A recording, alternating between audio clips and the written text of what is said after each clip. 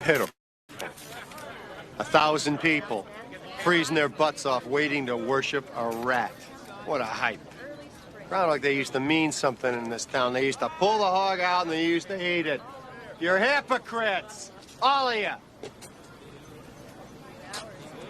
You got a problem with what I'm saying, Larry? Untie your tongue and you come out here and talk, huh? Am I upsetting you, Princess? You know, you want a prediction about the weather. You're asking the wrong Phil. I'll give you a winter prediction. It's gonna be cold, it's gonna be gray, and it's gonna last you for the rest of your life. Pitiful. People. From days of long ago, created by the cosmic legends of the universe,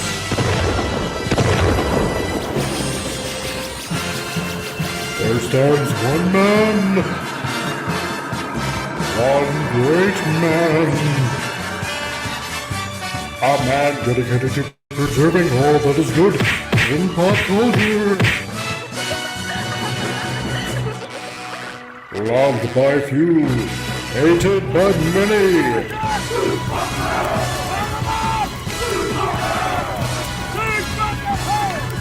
Alone in his fortress of awesomeness, he battles fearlessly against the wolves, the evil, the unjust.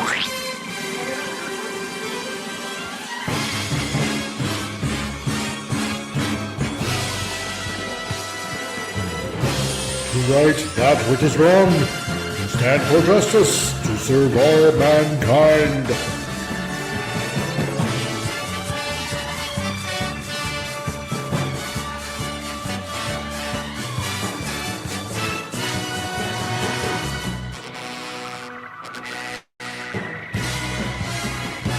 He is the one, the only, the Comic Relief Crusader.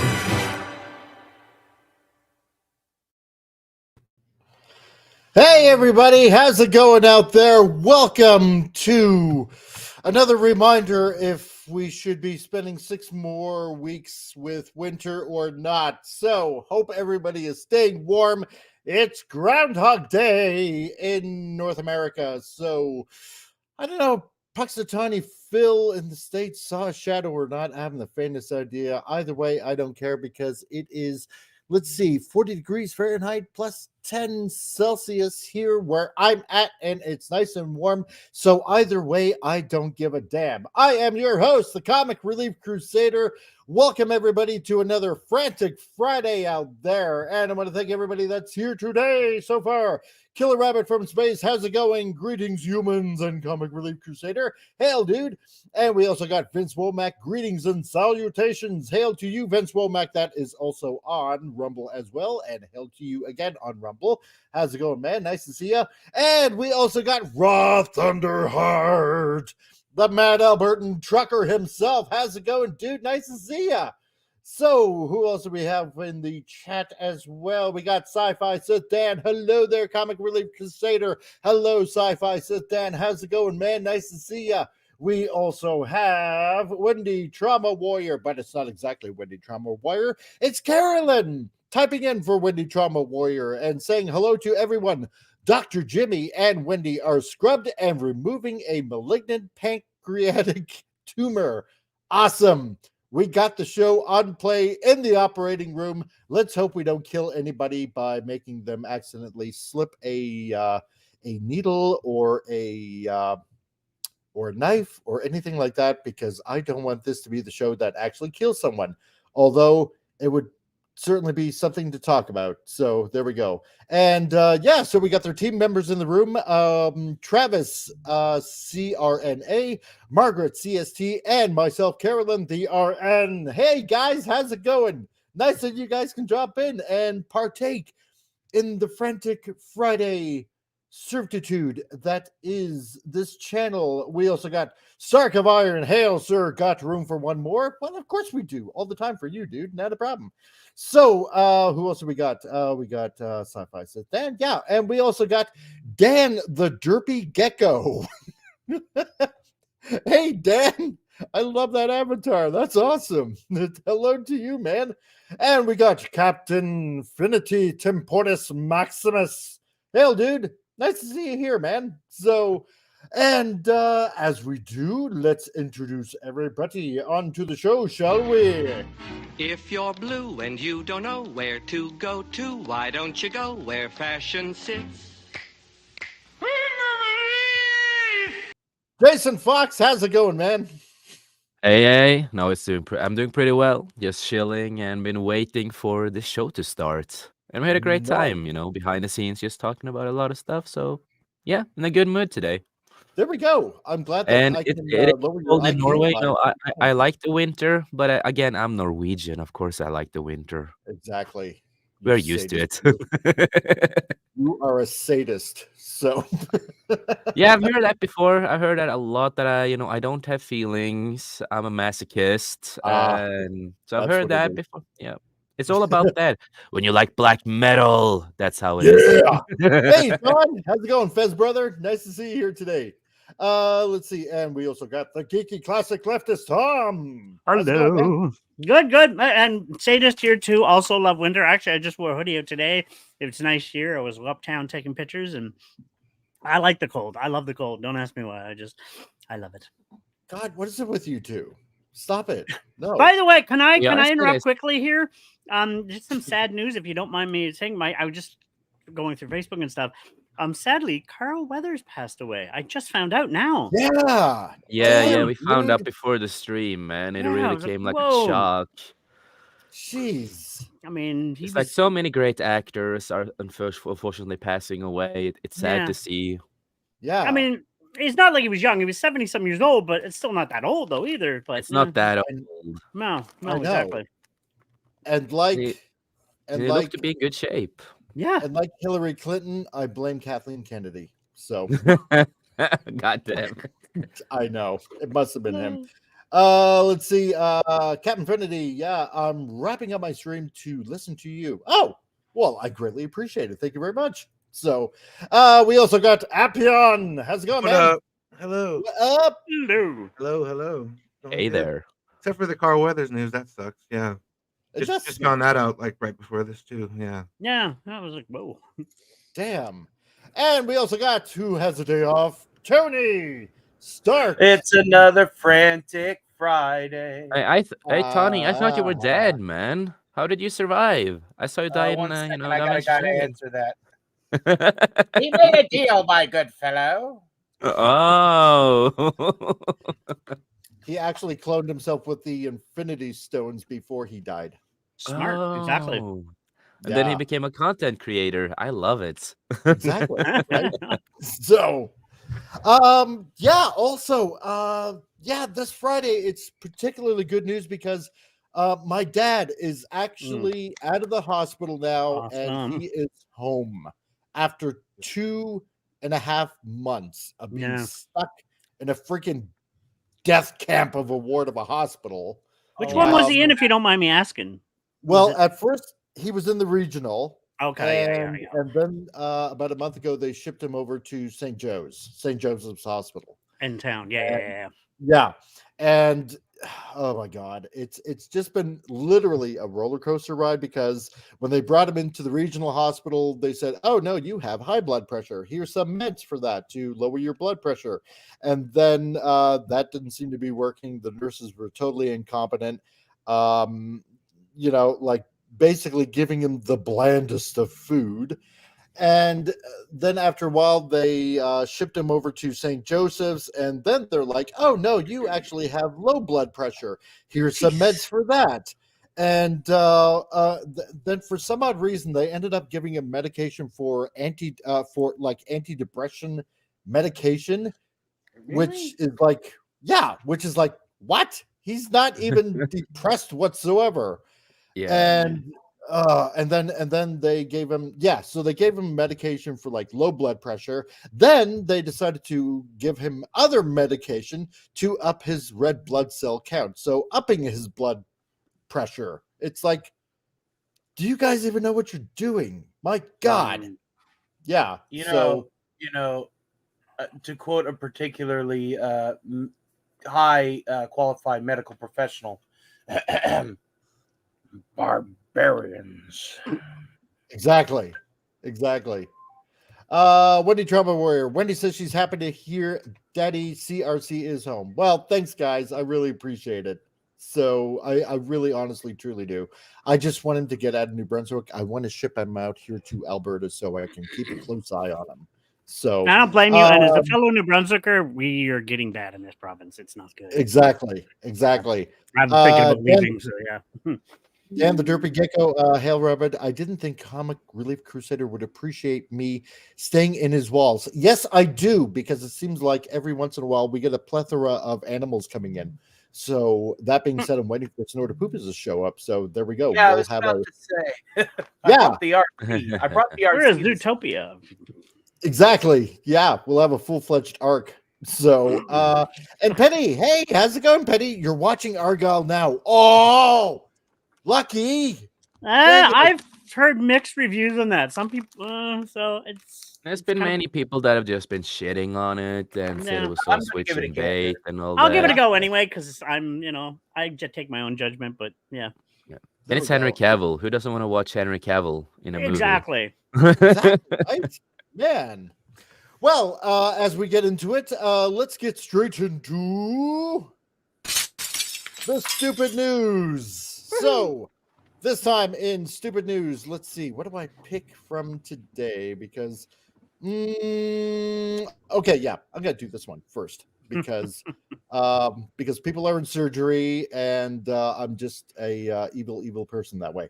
So, this is stupid news from the Sun, exclusive. It's been revealed that a shameless squatter who moved into a pensioner's empty home then won a legal right to keep it and has sold the house for a whopping 540,000 pounds. That's a lot of What money. a hustler. Yeah. That's a great flip right there. Man, That's impressive. Start from zero That- cost. That's winning Yeah. at life. Started from the bottom and now he's here, you know. Basically. I mean, How long did he okay. live there to win legal rights? Yeah, that's what makes Good me wonder. question. Yeah. It had to be a while then. Hmm. 'Cause you Probably can't been just living there sit there so for a long week. that he yeah. Well, maybe lived just- there so long that he basically it's basically his place now. I don't know. Well, yeah, 20 exactly. some Well, I years I mean, didn't know that was a thing. That's scary to reveal that. Now there's going to be like squatter people all over, like trying to Yeah, find empty exactly. houses.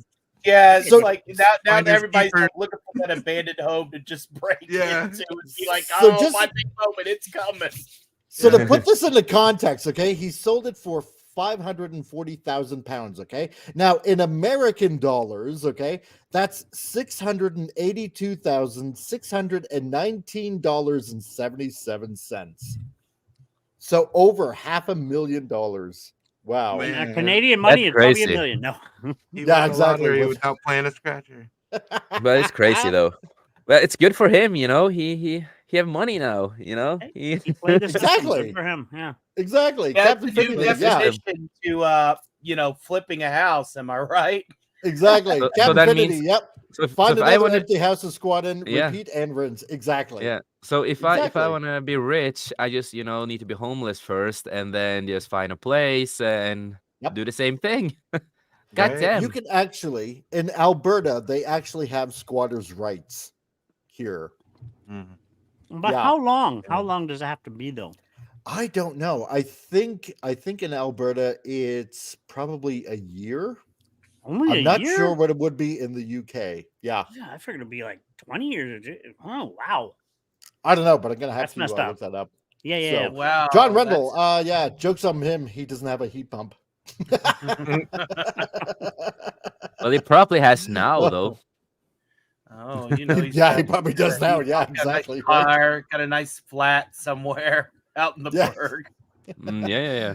Dan the Derby Gecko says, then I'm claiming Comic Relief's house because I have been in his walls for a long time. Yes. Uh-oh, you're in trouble.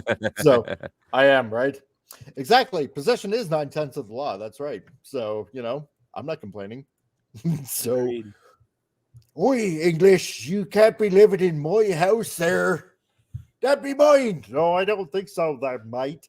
I've been Listen, here for like I probably 5 moved years, and this is mine. You didn't want it, so oi, you got to get out of my house. No, I'm gonna sell it for a profit right now. So you You got to understand something. I moved here. yeah, exactly. It's like, well, you didn't want it, there, mate. Hey, the house is mine now. So Between we the also got gaggle of all of our poor accents, we make up one man from Yorkshire. yeah, exactly. That's my dad, by the way. Oh, really? Yeah, that's my dad. Yeah. We got a new viewer here, Tommy Fox. Now I know my new plan. There we go. Exactly, Yeah. right? You just Well, find a remember to house. split the money with me, Dad. Remember to split the money. There we go. 50-50. It's all good. So you'll be a real estate tycoon, but in no time, right? I just had a plan. It was an awesome plan. All I had to do was just find a bunch of empty houses and squat my ass there for at least maybe 5 years. So There's a lot of empty houses around North America too. So yeah, there is. Well, I mean, if you think of it this way, because like in the States and some places here in Canada, there are abandoned towns, right? There are quite a few, like in Canada, especially here in Alberta, where the houses are completely empty, right? I mean, think about it. You do that, you own an entire town. Yeah. I'm okay with that. So, and then I will rule the world. So. I will rule the world. There you and go. then the galaxy. Yes. It will all be mine. Captain Finity says, yeah, note to self, must sell off remaining empty domiciles. So there we go.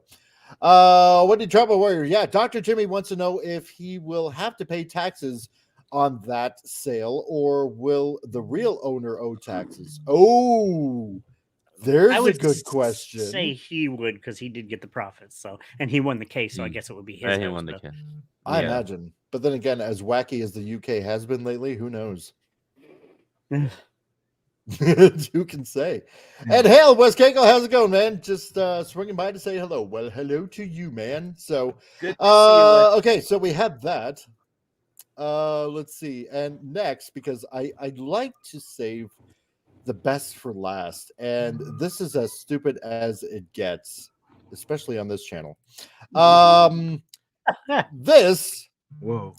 A man cooking up ramen in a Speedo accidentally shoots himself in the nuts with 20 bottle rockets. Well, Oh. How did he do that? It's like what? Hot How? spicy How ramen. does it? What's the correlation with the? I like ramen. Don't know why he's wearing a Speedo, but how did he accidentally do that? What the hell? Ramen is good. I agree, but yeah, in a Speedo and accidentally shoots himself in the nuts. Well, so he is ballless now, I guess. Yeah, exactly. Well, I have one more testicle than him at least, because I only have one. But touche for him. I have one. You have 0. Did you become Ken? Probably, yeah. That was no accident. John. That was no accident. John Rendell is on the vein of it. Yeah, being like I think this guy was trying to have some fun with or himself. a one-man, one-jar event. Yeah, he was exactly. trying something. Maybe he had an OnlyFans. Who knows? Maybe he just that was Ramen the in my first Speedo alibi he could think up of. As the paramedics are dragging his ass bleeding out in the meat wagon. They're like, so what were you doing? How did this happen? I was cooking ramen, man. So Wendy and crew, just in case, just to let you know, don't drop the scalpels. Don't drop the scalpels, and you might have another patient coming soon. I don't know. So yeah, right. Be prepared. Yeah. Just whatever you do, don't holler the word Jenga around him. It might be a trigger word. Yeah, exactly. If I worked at a hospital and this happened, I really don't know how I would have responded. Try to keep myself professional when I talk with the guy, but when I go to talk with the other people that works there, I would probably laugh my ass off. I'm sorry, but exactly. How do you? How? John Rendell, Wendy and Jimmy to the rescue. Well, then apparently you missed the story where a guy had a can of shaving cream up his ass. So Oh, we'll never forget that one. never What forget the that one. fuck? W- Yeah, What? exactly. Why? And it had the dinosaur DNA from Jurassic Park. Wasn't Yeah, Wendy that gave us that story? Wasn't it? Wendy Yep, that was gave us Wendy that Yep, gave us that one of her story. stories, yep. Yep. Shaving cream So- up. Stuff she sees in the trauma wards. Like, So gosh. so Tommy, father of Jason, you've come to the right place. So just to let you know, your son my knew dad what he might- was getting into.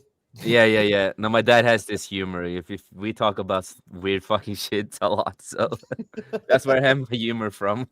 This is Awesome, what goes on in North America, okay?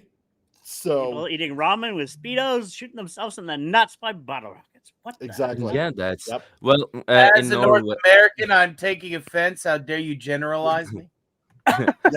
And in Norway, you know, when you finish like high school and stuff, we have something called rust. That's like you have like either red baggy pants, blue or whatever, depends on what you are Yeah. trying to be in school. So they like, you know, you drink, you party all the time, and you celebrate getting done with high school. And last year, like these people have become so fucking crazy that you don't even know. And so apparently what happened is one of the kids who was partying, they had such a hardcore party that he actually somehow ended up losing his nose. Huh. He pulled a Voldemort, huh? Well, Yeah. yeah. And I really exactly. wonder what the fuck he did to lose that nose. Killer Rabbit from Space, was this a jackass stunt? It should have been. That's all I Yeah. can say about like in a that. speedo and everything. Like Yeah. Yeah, that's I'm sure Um, if he's a that's like YouTuber. a Speedo Steve-O skit right there, you know. yeah. Exactly. John Rendell, yeah, shaving cream, be nice and clean. A can up your ass and you'll look keen. Let's see. From Oh, the desk man. of Wendy the Trauma Warrior, Travis says the star alignments must take place for that specific injury to occur. Is ball exploding crazy? Exactly. Right. And I'm glad your dad is getting a good laugh out Well, of that. you would So have to there we be go. some sort of a nut to figure out those calculations. Exactly. Oh, So God, you know, there are rules to cooking. Never Never cook around bottle Not- rockets. Exactly. and don't wear a Always- speedo while doing it. exactly. Always wear a shirt when frying bacon. And never have bottle rockets near your testicles while you're cooking ramen. So No. Yeah, it's there we go. I want to know what this person was thinking and what really happened. Yeah, I want to know details of it? this one. This is like, what the hell? Exactly. He But- must have tried to do something, you know, with himself to pleasure himself or something weird shit. It has to be something with that bullshit. Or is a One YouTuber would- or something and just tried to, let's do the video. What? No, Hey, don't Yeah, give me because any that- ideas. I can tell you geckos aren't that stupid. There we go. Yeah. So But at least, Um, Tony, at least you know you have the technology to create new balls. that's right. And I Exactly. also have the best track to do this to. There- Yes, exactly. Wendy says she has firework related trauma stories. Awesome. Oh, The Oh, I week can't wait for before, that. one of his friends did 10 bottle rockets, so he's like, I'll do 20. Yeah, exactly. Gotta up, And gotta up each we got a other. new Wendy, person you here. must share Lady at some V point. Elements. If you can't cook bacon in the nude, you ain't worthy of eating it. Somebody just wants to get hit by hot grease. I think so. Some I've done it people with- like it. Some people like it. Some I've done it people with no like it. sleeves and had it burn me a couple times. Like, okay. Yeah. Okay, I like it. Ew. Well, I'll tell you a little secret. A quick Go. thing. I used to be a blacksmith. Okay. I've done blacksmithing, and there's a little trick. When I get burnt, but if it's white hot, you don't feel it. It just burns everything quickly. It's when it's cooler, but it's still hot. It hurts like Yeah. a son bitch. Oh my Oh, god, wow. yeah. It's a little trick of a blacksmith. It's like, oh yeah, it's like want it Yeah. dead white hot, then it just singes it immediately. Like, oh wow. Yeah, my dad has done, you know, like blacksmithing and stuff like that himself. So I've heard stories. Oh, there we Yeah, I go. know. Well, carrying on to the news article here, as we all know, Frankenstein has been in the public domain in a while, and Yeah. throughout cinematic history, they've also made the Bride of Frankenstein movies, which weren't too bad. The oldies were pretty goodies. Oh yeah. But apparently now, the Bride of Frankenstein remake is about radical social change and directed by Maggie Gyllenhaal entering production. Yeah, I'd be screaming like this too if it came to that. Oh my god! And Radical they want to I make feel a remake song coming everything to a on. modern audience, and it has to fit the modern audience. And this is Bride of Frankenstein. What are you gonna do? Make it a transgender or something instead? I don't know. I can see I it. feel a song coming on. Oh my god! I was working in the lab late one night, Yeah, and I exactly. saw that Frank had no bride. So I took my stitches and decided, let's lick, as I go ahead and give her a dick. She's now a trans. She's a monster trans. She's now a trans. I just made her a man. She's now a There we go. trans. That's actually pretty good. I want the full version of that. Yeah. Okay. All Greatest- right.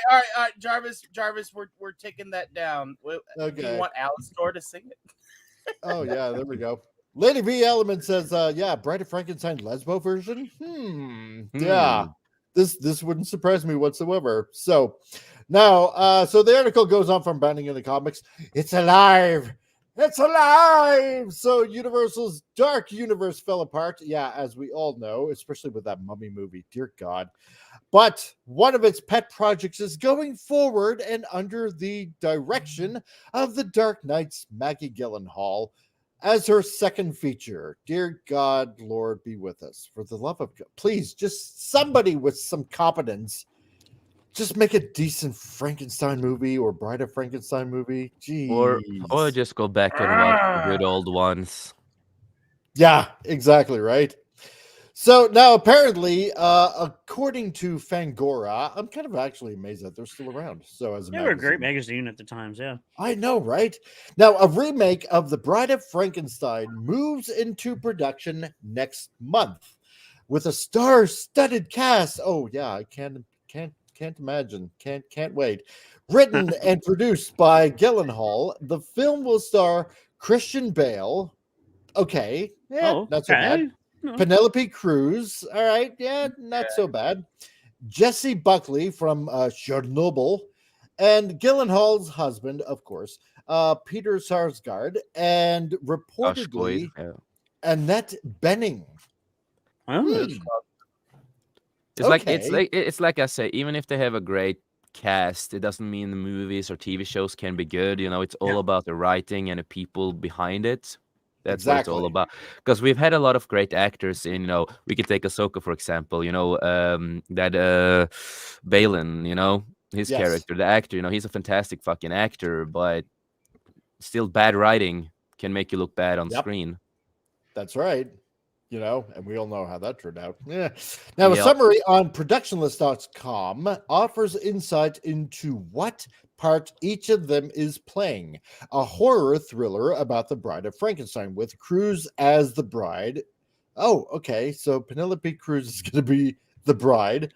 Myrna, Bale as Frankenstein, and Sarsgaard, and I'm sorry if I'm butchering that last name, playing a detective. It reads, Benning's role is secret for now. Okay, so because primarily this is for all intents and purposes more of a European-esque story, Frankenstein, right? I mean, it's set in, not Transylvania, sorry, but it's set in Eastern Europe as far as I can remember, correct? I think so, yeah. So, okay, Penelope Cruz, Latino. See where I'm going with this? Anyone? Now Christian Bale as Frankenstein. I don't know about that. The doctor or the monster? Well, the monster was the monster of Frankenstein. He wasn't, so I'm guessing the doctor, I would say. That's always Yeah, a misconception. People always think the Frankenstein monster, but it's actually the monster of Frankenstein. We never exactly. really had a That's name true. per se. Yeah. So saying that Christian Bale as Frankenstein, okay, is it Frankenstein's monster, like the monster of Frankenstein, or is it Dr. Frankenstein? I would guess Yeah. Dr. Frankenstein. I think Christian Bale would do a decent Dr. Frankenstein. Yeah, Yeah. As exactly. Yeah. monster, Yeah. though, because he has a flair for He, dramatic. yeah, because he But- can play really yeah. weird and dramatic Eccentric. and crazy. Yeah. Yeah, If you But- watch like but American as the Psycho, for monster, example, I with don't. true. I don't see it. Yeah, the monster. I don't see it. But we all or the pretty much- Prestige. You know, Yeah. Yeah. like Yeah, because we all synonymously use Frankenstein with the monster, right, and call him Frankenstein. Yeah, Yeah, people always So- do that, and it's like, no. Yeah, but but I people know. are always It's failing with that because they always think that the monster is Frankenstein. It's like, no, it's not. No, it's not. Frankenstein's monster. It doesn't Exactly. really have a Monster name. has too many. The monster's made up of too many guys to have a name. Yeah. Well, no, that's right. We'll just call him Patchy. So Patchy. There's a really good story though. There's good meaning to this story. If anybody's ever, it's a really well told story about it. oh, it is. It is. you know, It is a and nice story. He's like, an really innocent well. creature. He wasn't, but they hated him because how he looked different and and and They Yeah. hated him because he was an abomination against God. He was artificial life. Yeah. So ooh, I could bring in the thing of AI and everything. Ooh, we could go deep in that, but let's not. Let's continue. yeah. But I mean, okay, well, I can take see this Christian news Bale and run as with Dr. Frankenstein, but if they're actually playing him as the monster Frankenstein, yeah, no, I'm sorry. You got to bring in somebody big for that one. So Yeah, you have to Yeah, because yeah. Frankenstein is big and lumbering and kind Exactly, of guy, Put right? it on the Ritz! What? Exactly. but I don't know. Okay, Penelope Cruz as basically the bride. What's everybody's thoughts on that? mm, I already Happy- sung my thoughts. Meh. Okay, yeah, that's true. So, Appion, what do you think? I don't know. I don't know about that one. Actually, as you were singing it, I was thinking, sing it to the tune of Time Warp. If anybody knows that song. Oh, there we go. Yeah, Yeah. Dr. Frankenstein didn't even give us I'm a a man name, you little bastard. again. Wait, what? For me, it's like I don't bother too much because I'm not the biggest fan of doing remakes on remakes on remakes, and Oh, they yeah, just take it's- they're taking Exactly, away the Lady D. magic of all this and what made them so good at the time. And I don't trust new productions, no matter what cast they have. I No, just don't trust a lot of true. these new productions because they want to try to make this always to the modern audience, and they remove like a lot of the big plot points, and they try to tone it down for the Gen Zs, we can say in a way, and all that kind of stuff. So Yeah, I 100% agree with you on that. Yeah. and hey, Dad Man, you just snuck in there. How's it going, man? Nice to Hey. see ya. So, Hello. yeah, looking at home but still driving. What? What? How are you doing too? I don't Are you get living- that. Does he live in his car now? Oh my God! No, you're not living in a car now, are you, Dad Man? Holy crap! No. He's gonna do the same. He's gonna be a squatter, He's Yeah, gonna yeah. I find can knock on my doors. If He's only looking for we a home. live in cars. Yeah. John Reynolds said, "Yeah, call me Legion, for we are many." Exactly right. yeah, exactly. John Rendell, yeah, Annette Bening as Dr. Pretorius. I'll lay money on it. Mm. Yeah, I can see that. So, Lady V Elements, yes, Don is a German name, so maybe they can dig into a history of physics, medical decisions, and experiments that tie into Holocaust in March with a Jew wife. Ooh. That's That's a actually Yeah. pretty big. There was always read. rumors Makes of a up- certain oh. leader that used to do some messed up stuff and was into some really messed up stuff. That's true. You Yeah. made a back pop. Pop Culture Republic. Wait, where'd he go? Oh, I scared him Okay. away. I'm sorry. there you go. Yeah, Wendy Trumbo Warriors team. Jason is saying exactly what Dr. Jimmy just said. Exactly. There you go. See? But Um, according, because I just need to do a double research. Apparently this is a Netflix remake. Oh. Oh. yeah, Hmm. That's even more concerning with it. Yeah. exactly. Because again, Now, Netflix can make certain stuff that is decent, like they've done. Certain stuff can be decent, but when they get into certain other stuff, it's not good. It's really not. It's like no, not really. But so an IMDb listing that only refers to the project as an untitled Maggie Gyllenhaal project Hmm. adds that it will be set in 1930s Chicago. Okay. Oh, they're Americanizing it. Yeah, this listing also provides a summary that offers more clues as to the film's tone and themes. So it mhm. goes on that on the IMDb listing in 1930s Chicago, Frankenstein asked Dr. Euryphorus to help create a companion. They give life to a murdered woman, God, blah blah blah blah, a murdered woman as the bride, sparking romance, police interest, and radical social change. Uh, What? This uh, This summer, radical one social man, change. one man Yeah. is about to face the social zeitgeist head on as he stitches together his wife, his former wife, the bride of Frankenstein, known only as the bride because she cannot be tied down. This man is now going to have to face the fury of his radical decisions as he is emasculated in front of Hollywood.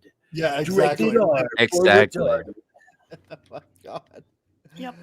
Oh God. Okay. 1930s Chicago. Okay. Fine. I can almost kind of get behind that. Almost, not quite. But yeah, okay. Murdered woman, sure. I mean, technically Yeah. dead person, right? Which was, like Yeah. originally the Bride of Frankenstein. Okay, sure. I Yeah. can get behind that. Not a problem. Radical social change. Yep. That's like the In the 1930s, like That's the what black is flag she right gonna there, or the red what flag. is she Right. gonna do? Is she gonna Yep. go out with the with a picket sign or something like that in 1930s Chicago and I gonna thought you were burn gonna her- say penis. women women can vote. Give She'll burn her women a bra. vote. Oh, wait, that was like many years Burn- later. Yeah, Burn her. exactly. Oh yeah, I'm gonna burn my bra. Even though that was in the 60s, Look at my- I'm I know. pioneering it now. Look, I have two different boobs. It's catch up. This is an A What cup. is This it? is a D cup. Diversity. Woo. Oh my Give me God, rights. Yeah, And the boobs exactly. just fall off. What? Yeah, God. Look, I'm a man now. They fell off. Oh, they fell off. I'm a man now. I want this version made. Oh my God. One's an A cup, one's a triple D. I don't know. know. And it's like, watch as I metamorphosize into a But man this now. And this then is what they do with a lot fly. of remakes, though. They set stuff in Oh. a certain time, like right here in 1930s, and they do this, and they want to try to push in the modern social world that we're living in right now with all the Yeah. politics and stupidity, the message, as you can call it. So Yeah, exactly. even if Oh. it doesn't make sense to the time. No, it doesn't, right? And yeah, and I want to say hi to Wes Kegel, who's also listening in on Rumble. Hey, Wes Kegel, nice to see you. And okay, Pop, are you sticking around now? I think I am if StreamYards lets me. Okay, good enough. I don't know what's been going on with StreamYards. I've been getting kicked by them for the past. Really? Yes, it's StreamYards. You're grounded. No, Listen here, Doc. Um, Treat him good. yeah, exactly. Vince Womack says, laughing out loud, why do I now think that Dr. Frankenstein has his job in the sewers with access behind a fake wall of a synagogue? Well, it's Stein, right? So, yeah, makes you wonder now, doesn't it? So, Tommy Fox says it's all bad with these new stuff. No, I agree, man. Totally 100% agree. So, Yeah, 1930s. Okay, Chicago. Okay, yeah, murdered woman as the bride. Okay, bring her back to life. Yeah, sure. Radical social change. Yeah, no, that's not gonna fly. I'm sorry. Wasn't Teamsters big in Chicago in that era? I think I think so. probably. Between there and New York, those two, and then what have you? Yeah, around the 30s, I think it was around that time. Yeah, yeah. Yeah.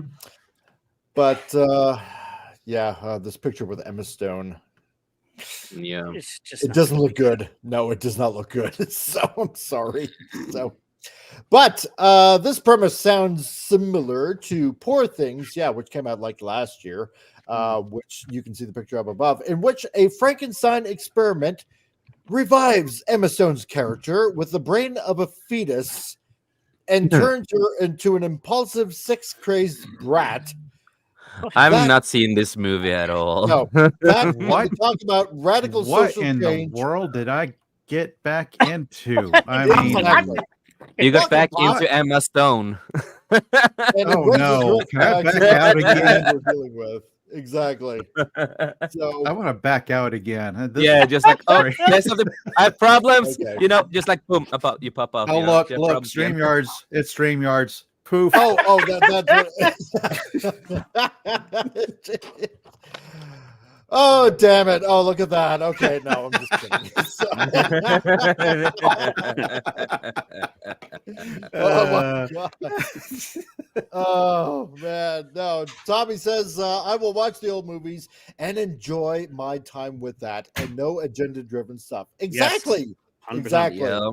Derpy or Derpy, the Derpy squid guy, Dan the Derpy Gecko says that yeah, that movie makes me want to go back into hiding into the walls. Exactly. Right? Yes. They should back into the closet with you. So Vince Yeah. Womack, yeah, cause fetuses all Yeah. because fetuses are all Exactly. sex crazed. No agenda to see there. No, exactly, right? No. So, Yeah, right. You know, apparently, you know, we don't know shit. So, you know, apparently Right. fetuses are really sexual and sex crazed brats, apparently. yeah, exactly. I What are must we have missed supposed that, to know? yeah. No, we are just What- bigots who asks questions, you know. That's what did I miss out on? You know, Yeah. I mean, God, so. But since the collapse of the Dark Universe concept, Hollywood has been trying to revive the old Universal Monsters properties in novel ways, like last year's cracks at Dracula were a hit and miss, but weren't positively woke. The Invisible Man was a smash and a riveting thriller, though it wore its feminism on its sleeve at times. Yeah, with the Colin movie Quaid. did. Yeah. Yeah, oh god, I love that Bride of Frankenstein movie. It was awesome. Yeah, it's But yeah, where they are going with all the loose reworkings of Frankenstein could bog down the revival of the classic monster movies in the tired tropes of the industry has been steadily alienating all fandoms with. Now, is this one better dead? Yeah, let us know. I don't know. I What do don't you want a guys think? remake. No, I Let- don't let- want a remake. And if they are supposed, if you want to do a remake or a new movie about this, at least have people who want to respect the old movies and actually has passion for the old movies and understands this universe. But they've been failing with trying to do the whole thing with the Dark Universe for a long time. They've been trying to do that for a long time with the whole universe, but they failed every single time. Exactly. Even if it was not woke, it was still bad. You know, it's like they had people that Yes. doesn't understand the universe. No, and you're right, friends. Yeah, the Invisible TV Man, the Invisible Man TV show. I cannot talk today. Wasn't that bad if I remember correctly? No, it was pretty good. So I mean, the one on the Sci-Fi Channel. yeah, That one. Yeah. John Rendell. Yeah, wait a minute. Didn't they already do this with the Rocky Horror Show? Yeah, I think they sort of kind of did. So It's yet another movie I have no plans to check out. no, I know. But yeah, 1930s in Chicago. So it's not going to be Europe like the classic story was told. Yeah, okay, dead woman. So they got that part kind of correct. They do, you know. But yeah, radical social change. So they're revising basically. Let's just put it this way: it's going to be a feminist, a Latino feminist, because Penelope Cruz, Yeah. right? So we're going to have a hot-headed Latino woman that's more than likely a feminist in the 1930s Chicago. Yep. I feel like I should be checking off a bingo card or something like Yeah. hot-headed feminist. Bingo. Bingo. I'm gonna have to. Yeah, I'm gonna have to make one up. That's what I'm gonna do. That's a good show. That's a good show that you can make up. Make a show about it. A bingo show with all the woke stuff. Just like bingo. Oh my god. So okay, so let's have fun with this. Okay, what Is she gonna? Is she gonna have colored hair, the typical shaven sides, and all that kind of stuff? Yeah, She's exactly. definitely gonna divorce him in the movie. Yeah. Maybe she'll get her name changed.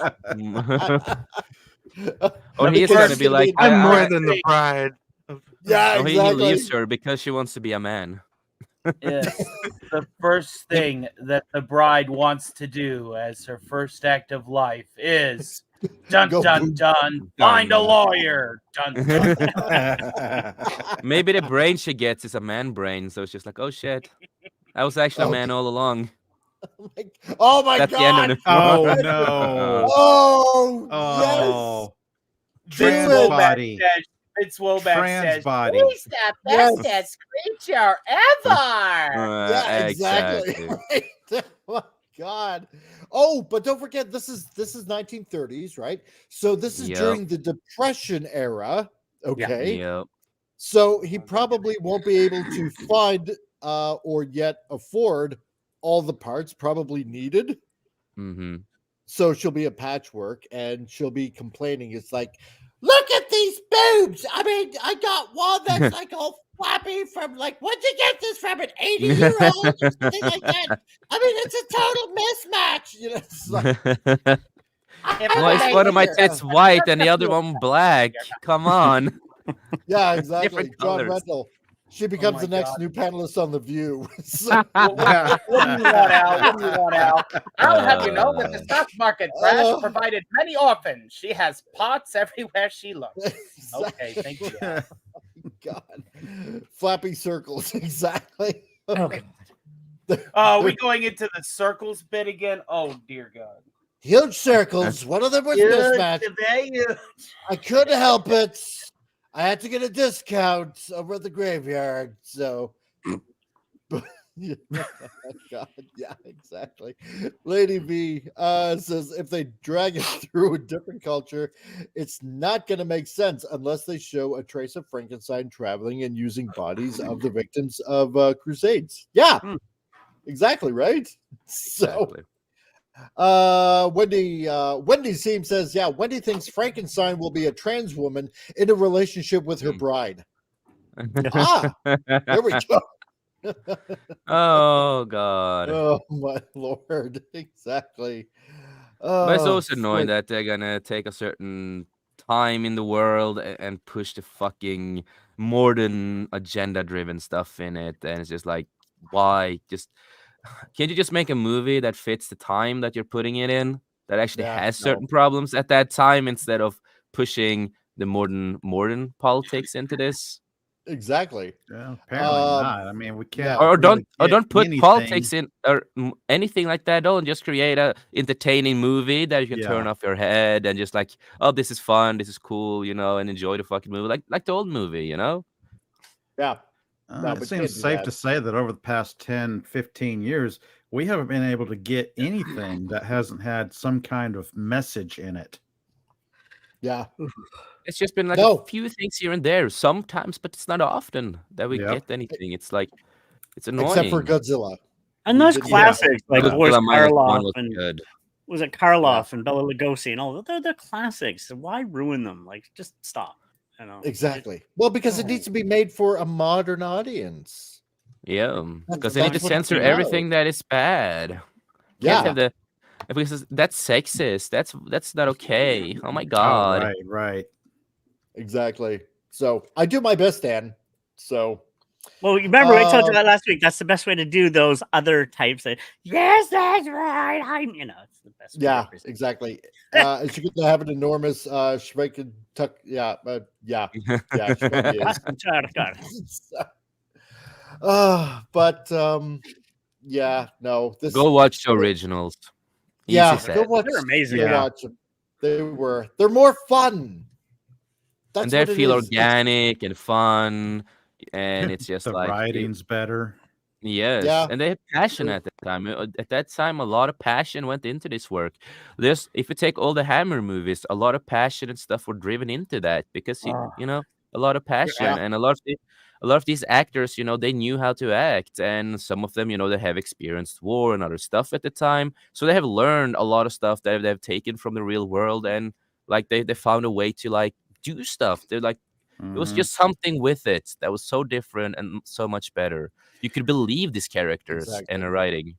Oh, and I'm with you on the Hammer things. Like Christopher Lee as Dracula was still one of the best, and just brilliant. Christopher Lee was amazing. Yeah, that was really good. Oh, yeah.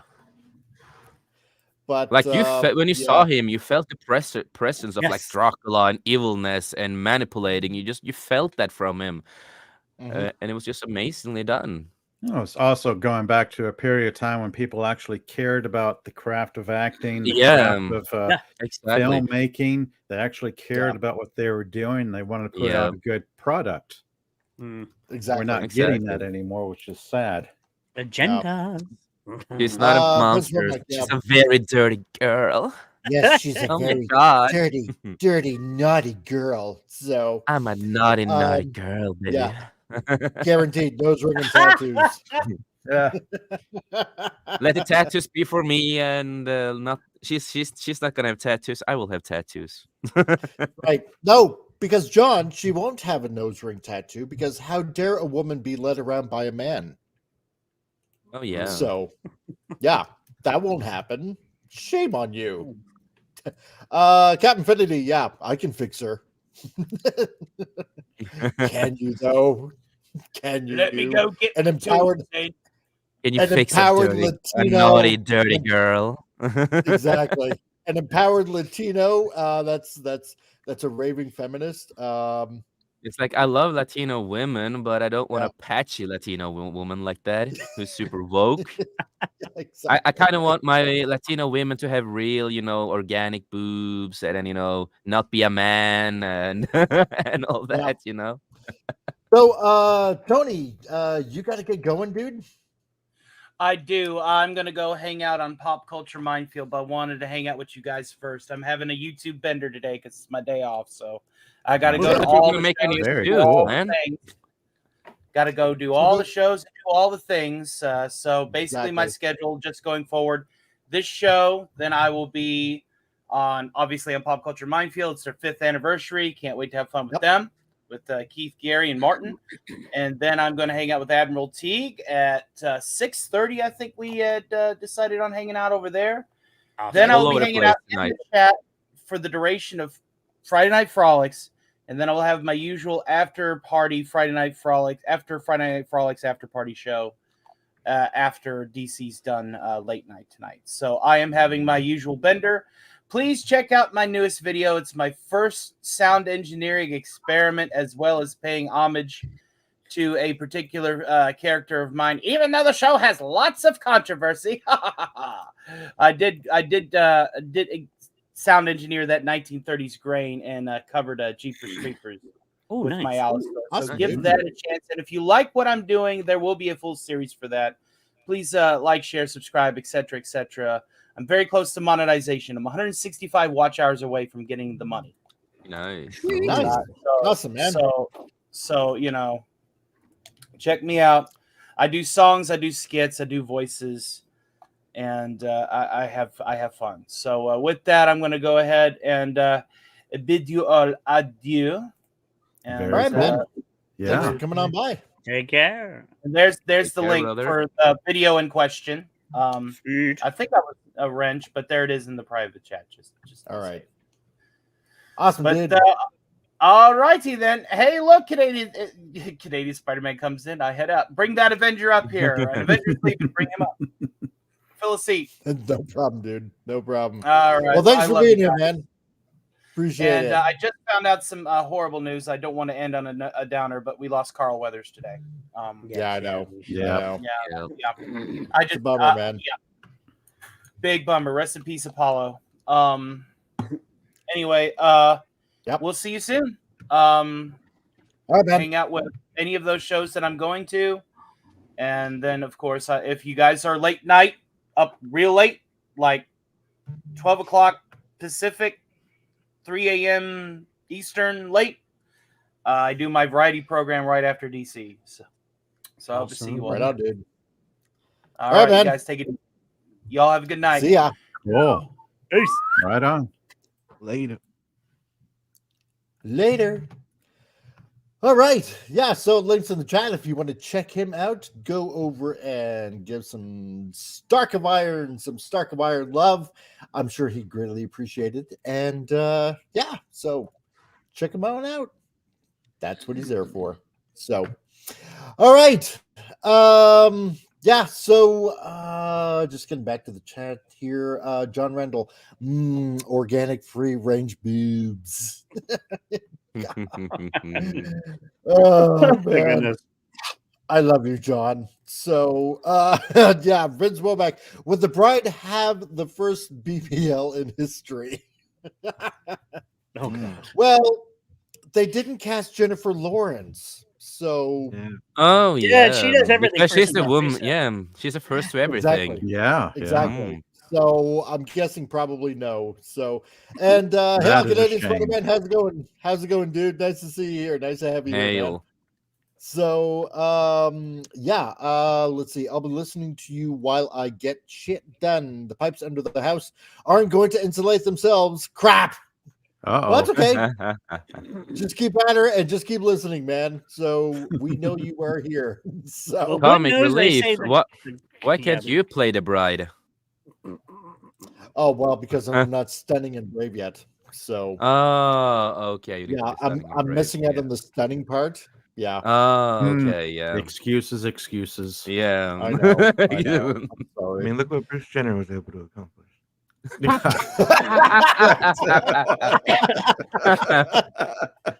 I like my Oh, God. testes though. So,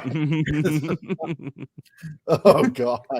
Oh God. I just want to say one thing on this because we were talking about remakes, tired of remakes. There's one thing I'm scared about all this modern stuff is there's Yeah. still well, it's being remade. Is one of my all-time favorite films, The Crow. Now I'm feeling how Oh bad- yeah, it's one of my favorite films Oh. too. yeah, like, Yeah. I'm scared. Oh, I'm scared. man. It's with the reason the movie people go and watch it is because Bill Skarsgård is playing Eric. But Yes. again, like I've said, with The Crow, you don't need a remake. We have already a No. good fucking movie with Brandon Lee, and Perfect it's a in movie my that opinion. it is one of my favorite movies of all time. Same. Also, I know Memnok, aka Håkon Didriksen from Norway, who actually has trained with Ted Wong, who was a personal friend with Bruce Lee's family. He was also friends with Stephanie Kunder, who was one of the European best Jeet Kune Do fighters, also personal friends with the Lees. And he also, me and him have talked a lot about it. It's just like, we don't need this. We don't want this to be for the No. modern audience. You don't need to do all of this. It's like, I've said this. If you want to do a Crow movie, okay, do another character. You have a lot of comics. Yes, a lot exactly. of comics you can go from. You have Yep. you have the Crow who lives in Japan. You have other Crows. Like, use some of these other characters if you want a new Crow in the universe. But We leave had Eric alone. sequels, but not leave Eric alone Yeah, because that was That perfect would the way it take was. too much work. I mean, it's Oh, easy yeah, just to takes the character's name and slap something terrible on Yeah, it. look No. when they tried to remake the Crow into a TV show with Mark, the Zeus, when he tried to be the Crow. Yeah. That show didn't do well at all. No. The only Because hope every- I'm saying, sorry, the only hope Oh, I'm you're saying is good is if anybody's read the graphic novel, it is a bit different than the film. If they Oh, stick to the yeah. if they stick to the graphic novel, I might be okay with it, but I have a feeling they're just going to go so Yeah. agenda wise, and there's Yeah, Oh. it is sad because we have seen the timeline of how they do the remakes with a lot of these things, and they are gonna base this in a more modern world too. It's not gonna be like in the past. It's gonna be more for the modern version in a way. So But we know most people will watch it just because of Bill Skarsgård, and that's the only name that's like, oh, his family with the other Skarsgårds, he's tall, handsome, muscular, like that's what they think about. And yeah, just have to wait and see, I guess. So, but that being said, seeing how we're at the top of the hour, let's take a brief commercial break about adulthood. Oh no. Damn, so sad, but so true. Yep. Yeah, no pressure there. Oh, so true. Oh, did we lose? We lost the host. We lost the host. Oh no! Oh, there you are. Oh, there he is. I'm just working. Okay. I had to wonder if we had to take over the show. No, I'm all good. Diarrhea, so much diarrhea. Exactly. Yep.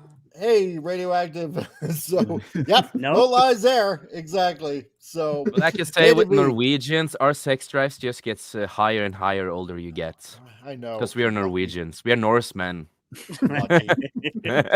Lady V Elements. Yep. Accurate description. It is, isn't it, though? So, let's see. A simple solution: remove every mirror out of your house. That's right. Exactly. Canadian Spider-Man. Yeah, I refuse to comply to this false narrative. There we go.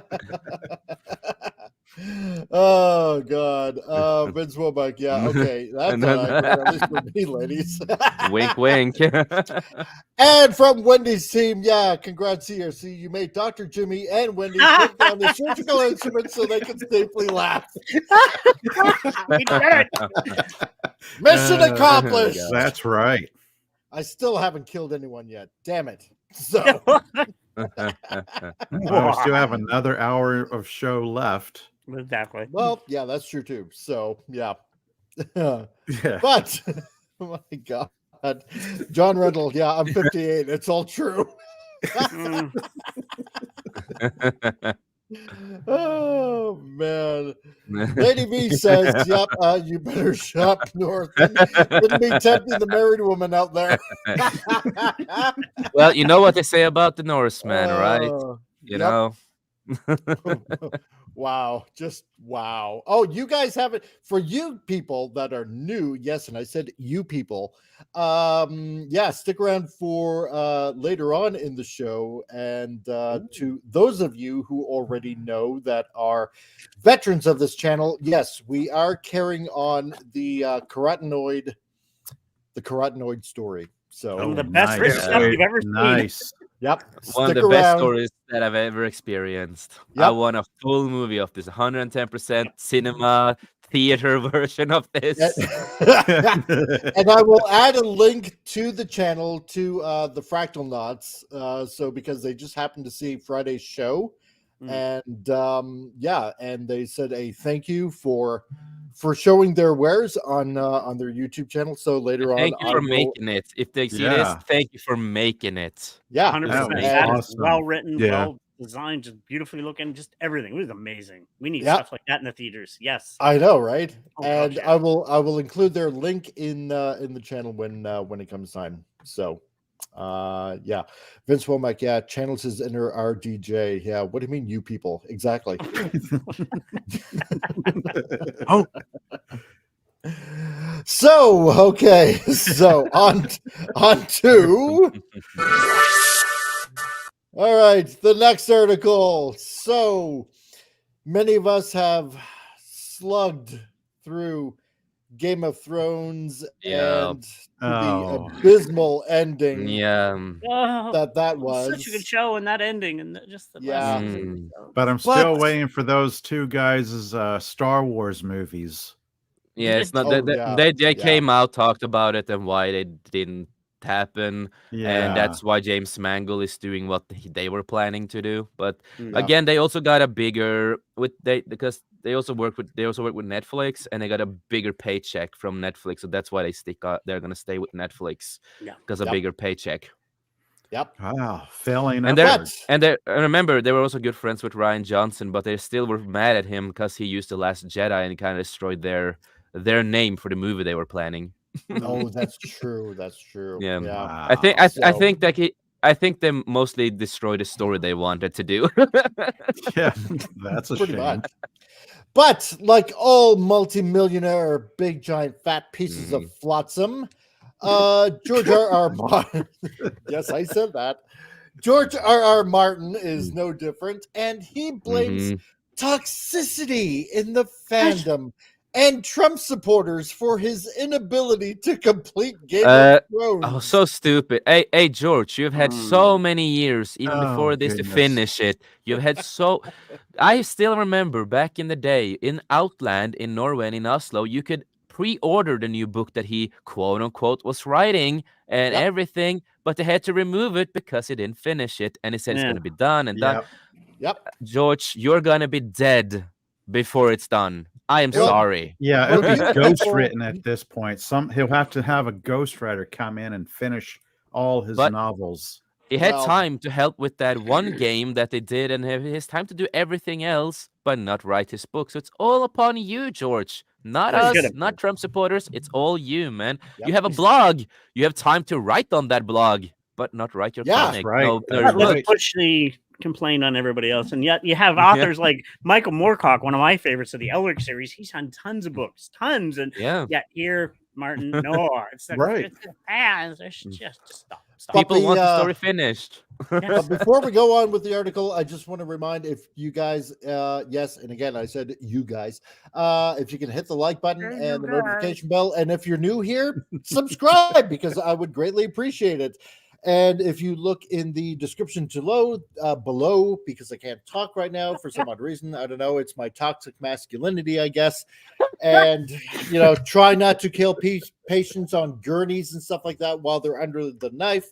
There are links in the description below. So if you want, grab a copy of Flip City magazine with a 10% off description when you use the coupon code CRC, and also check out Al Nickerson's book, Sword of Eden. So he's slowly finishing up his second book right now. And when he finishes up his second book, I will ask him to come on the show again and promote his book. So check out the links below. Greatly appreciate it. And and now on with this. So because if you want that last book or those last couple of books, who knows at this point, stop being greedy little bastards out there, and stop supporting Trump and stuff like that, and so he can get back to work, right? Because it's all your fault out there, all of you guys, right? And hey, Papa needs more coal for his train sets. He is probably gonna die of diabetes or something at some point. So I'm just gonna say, man. Goodness. Yeah, diabetes. So, God, but I mean. God, blame everyone else, but this is what they do all the time. They always blame everyone who's like, "Oh, you're toxic." And even if you're a Trump supporter or not, doesn't matter. It's like they still go and say that you are a Trump supporter, you're a Republican, you're a bad person. They do that all the time. Like exactly, I have friends who are not, right leaning or left leaning. They're nothing. They're just like in the middle. A lot of them have been called, Republicans and Trump supporters and like that. But they're not. But you are going to use that term just because they disagree with you. They ask questions like, "What the fuck are you doing, George?" Like, there's so. Just how fragile is he that somebody's political leanings keeps him from writing? Yeah, exactly. It shouldn't whatsoever. Pardon my French. But you're an asshole. So and one thing we've done is we have just been wondering when is the book coming out? Like, are we gonna fucking finish? Is that all we wonder? We don't personally attack him or anything like that. We just wonder what's going on, dude. Like, exactly. You have a big fan base of this universe, and everybody wants to finish the story. Exactly. I'm just waiting around for the novelist with writer's block to come out and blame the communists. Like, I can't finish my book. It's the dang commies. Exactly. Exactly. What was that, Appion? Huh? Oh, I thought you were saying something. Okay. But no, it is stupid. It really is. So no one is more notorious for being unable to finish his work than George R.R. Martin with his Game of Thrones novels. Now, fans apparently have been waiting for years for him to complete the series, and even after the TV show has ended, but George R.R. Martin seems to want to do anything and everything other than write the finale to his most popular work. Instead of writing his epic fantasy, he's now put a blog out blaming the political climate and, of course, right-wing Americans for his inability to complete the Game of Thrones. So he blames right-wing Americans. What about the Norwegians, Europeans, the Asians? What about everyone else in the world, bro? That are not right-wing Americans that want you to finish he's probably that not book. going. Yeah, he's probably not going to be visiting Texas anytime soon. No, probably not. So, now he opened his blog by having written a New Year's blogs before with an ominous opening that speaks nothing of the work he's attempting to accomplish. He says, 2023, or I should probably say it like a fat guy, right?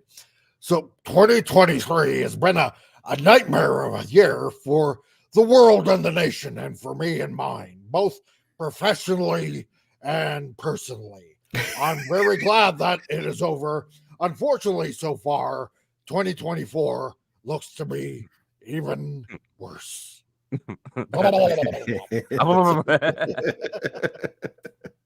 What God?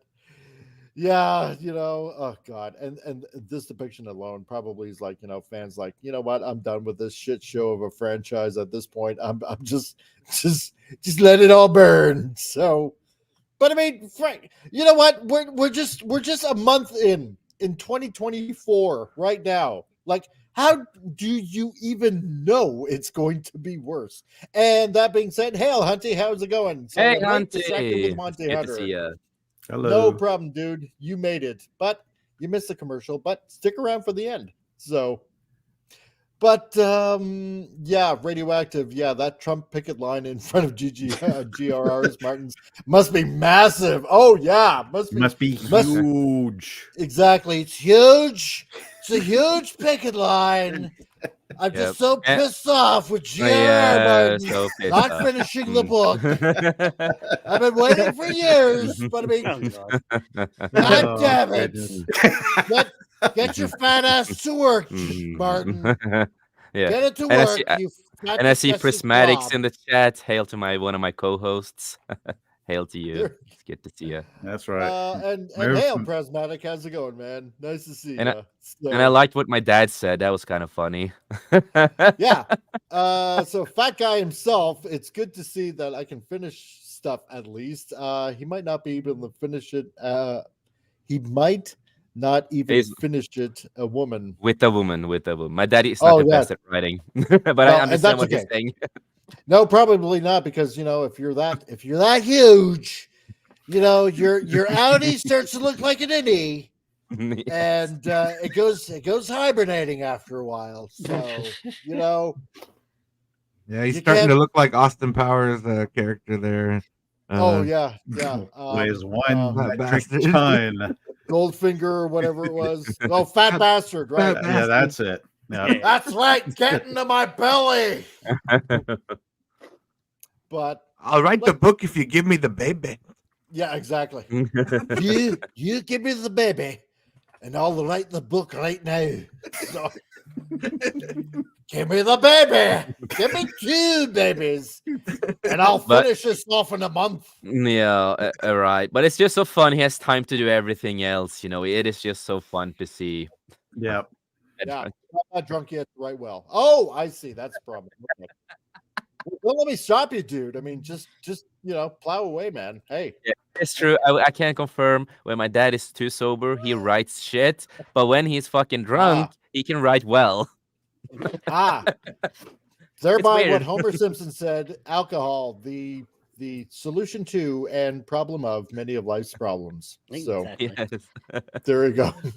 So, but is often the case with the social justice warrior in Hollywood and the publishing industry that they blame the current year and oh my god, and obfuscate for their lack of productivity. The truth is, most of these so-called professionals are terminally online, and in the case of George R.R. Martin, he understands that nothing he writes at this juncture could ever live up to the hype Game of Thrones generated, so it paralyzes him. Exactly. If you've taken that much time in between books, you know, and the massive hit that the show was and the books are, I mean, how do you live up to that with like one last book? You can't. When was the plan originally? When was this book originally come out again? I'm trying to remember when it was originally gonna come out. I think years ago. It's been years now. Yeah, the show was still airing when there was still talk about the book coming out. Because I'm trying to remember how old I was when I first heard about this, and I wanted to pre-order it. I'm trying to remember. It must be like 10 plus years at least. Yeah, because Benioff and Weiss were going off of R.R. Martin's notes. That's why the first few seasons of the show were so good, and then they ran out of notes to go by, and the last few seasons took a nosedive. That's why I say, like, it's not all the directors and creators of the show themselves' fault. It's also his fault because he didn't finish, so they didn't have anything to go after, so they had to like rush into it and try to figure out what to do, and that was also a problem for them. They show that they're not the best writers, but I've seen other stuff they've done. They're okay if they get like certain things to do, but either way, they didn't have anything to go after, and it's like, dude, this George, you have it's a big show you have now with the Game of Thrones. People love it, and people wants to finish the book, and I mean, George dropped the ball. Benioff and Weiss certainly fumbled the ball. I mean, what they gave us in the last 2 seasons was just truly awful. I mean, it subverted your expectations for sure. Because I was expecting a show to end well. That's true. Whose story is better than Bran the Boken? Pretty much any character you could think of from the show. Yeah. Oh man. I was just finish the damn book. Cersei and Jaime's death was the most disappointing thing. Yeah. It all led to nothing. It was exactly. Yeah. Now, however, Oh, sorry. Go ahead. Oh no. It's just everything got pushed to the wayside to hastily finish what was should have been a great series, but man. And until he writes the book, like that's the only ending people are gonna know, really. Yeah. But think about this too. When you think about it, it's like even with the TV shows, they still are doing stuff. They have House of Dragons. They're gonna do a Jon Snow sequel series, and they're doing a lot of other stuff. Like, they still do stuff though. At least but you cannot finish, George. You know how I feel about a Jon Snow show? I don't want it. Yeah. Yeah, exactly. No, oddly, it's very much like Star Wars. No matter what they do, if it's a prequel, we know that all roads lead to the last 2 seasons. Much like Star Wars, all roads lead the to Jon Disney. Snow show is gonna continue after Game of Thrones final, and they're gonna like do something weird. Don't know what they're gonna do, but House of Dragons was okay though. It wasn't the worst show. At least now, Dan the Derpy Gecko says, if he doesn't finish, does he have to return the prepayment to the publishers? That's an interesting question, right? Unless there's something in the contract from the publisher, because I mean, he already made tons of money, obviously, off of the book, right? Unless there was something in the latest contract about the final book that he doesn't have to, well, then I'm guessing that he might have to. So, but does it really matter at this point? Because, all the hype and all the excitement of Game of Thrones is pretty much petered down to almost nothing really. Nobody cares anymore. No. It died. The hype has died out. Hunty said, if I was a pro author, I'd be losing money just for paying someone to proofread my stuff since I forgot most of my English grammar lessons. Oh my God.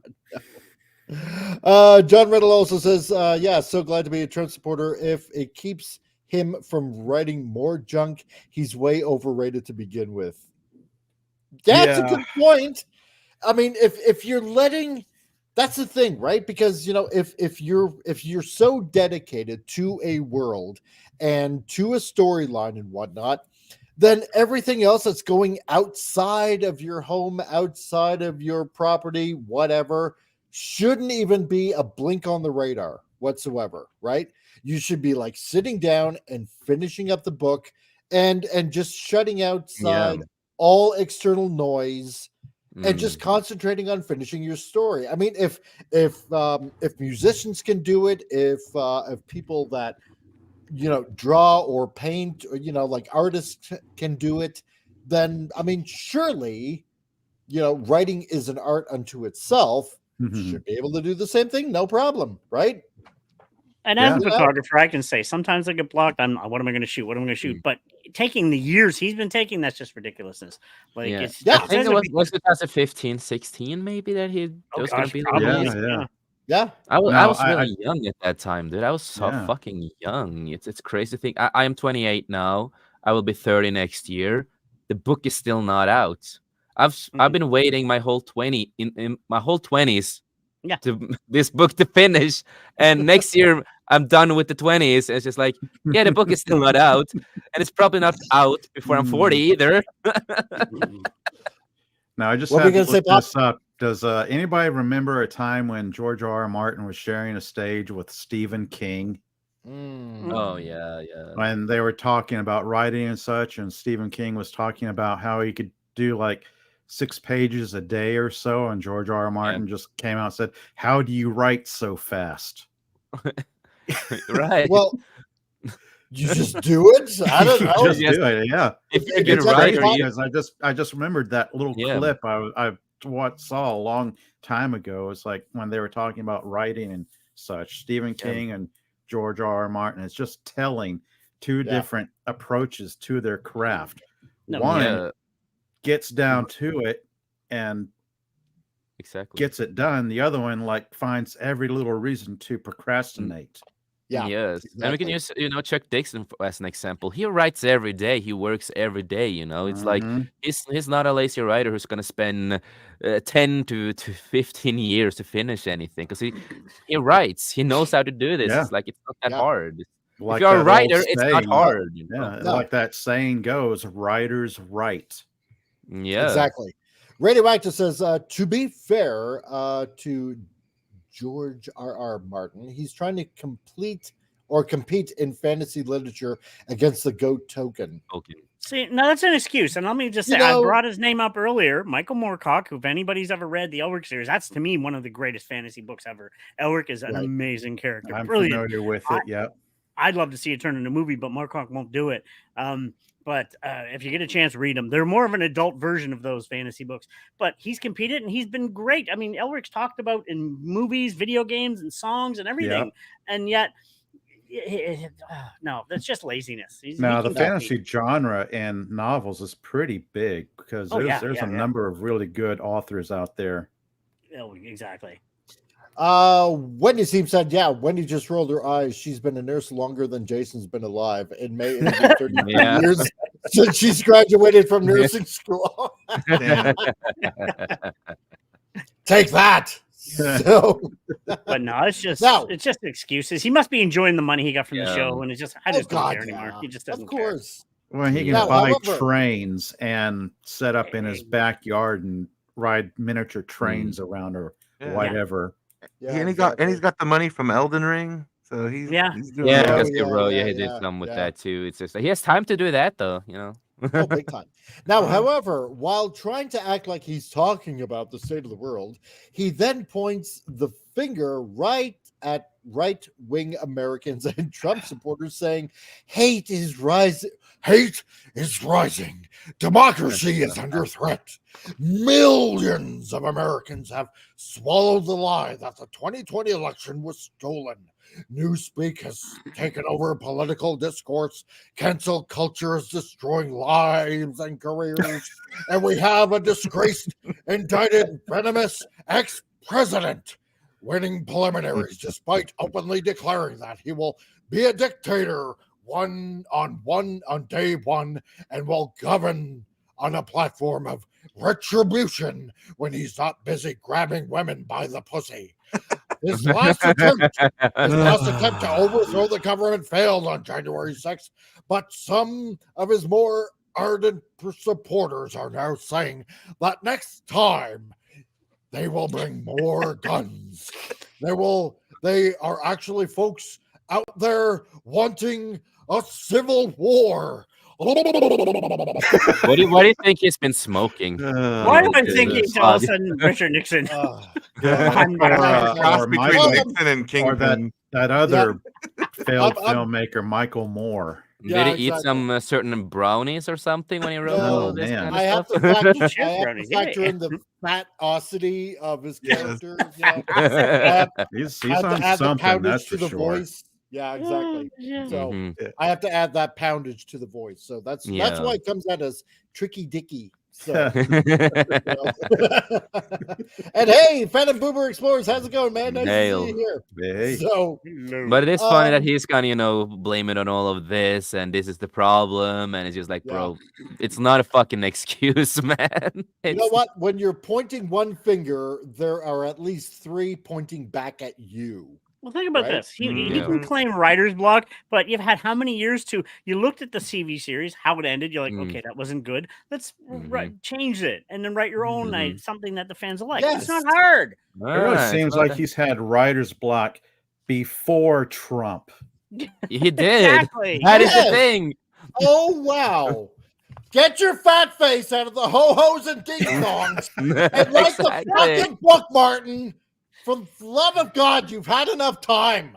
Jeez. But unfortunately, because the hype that has been for so many years right now, the hype is gone, you know. Oh, yeah. When it comes out, now people can be like, oh, yeah, now it's finally out, but I don't care anymore. Yeah, nobody cares. Nope.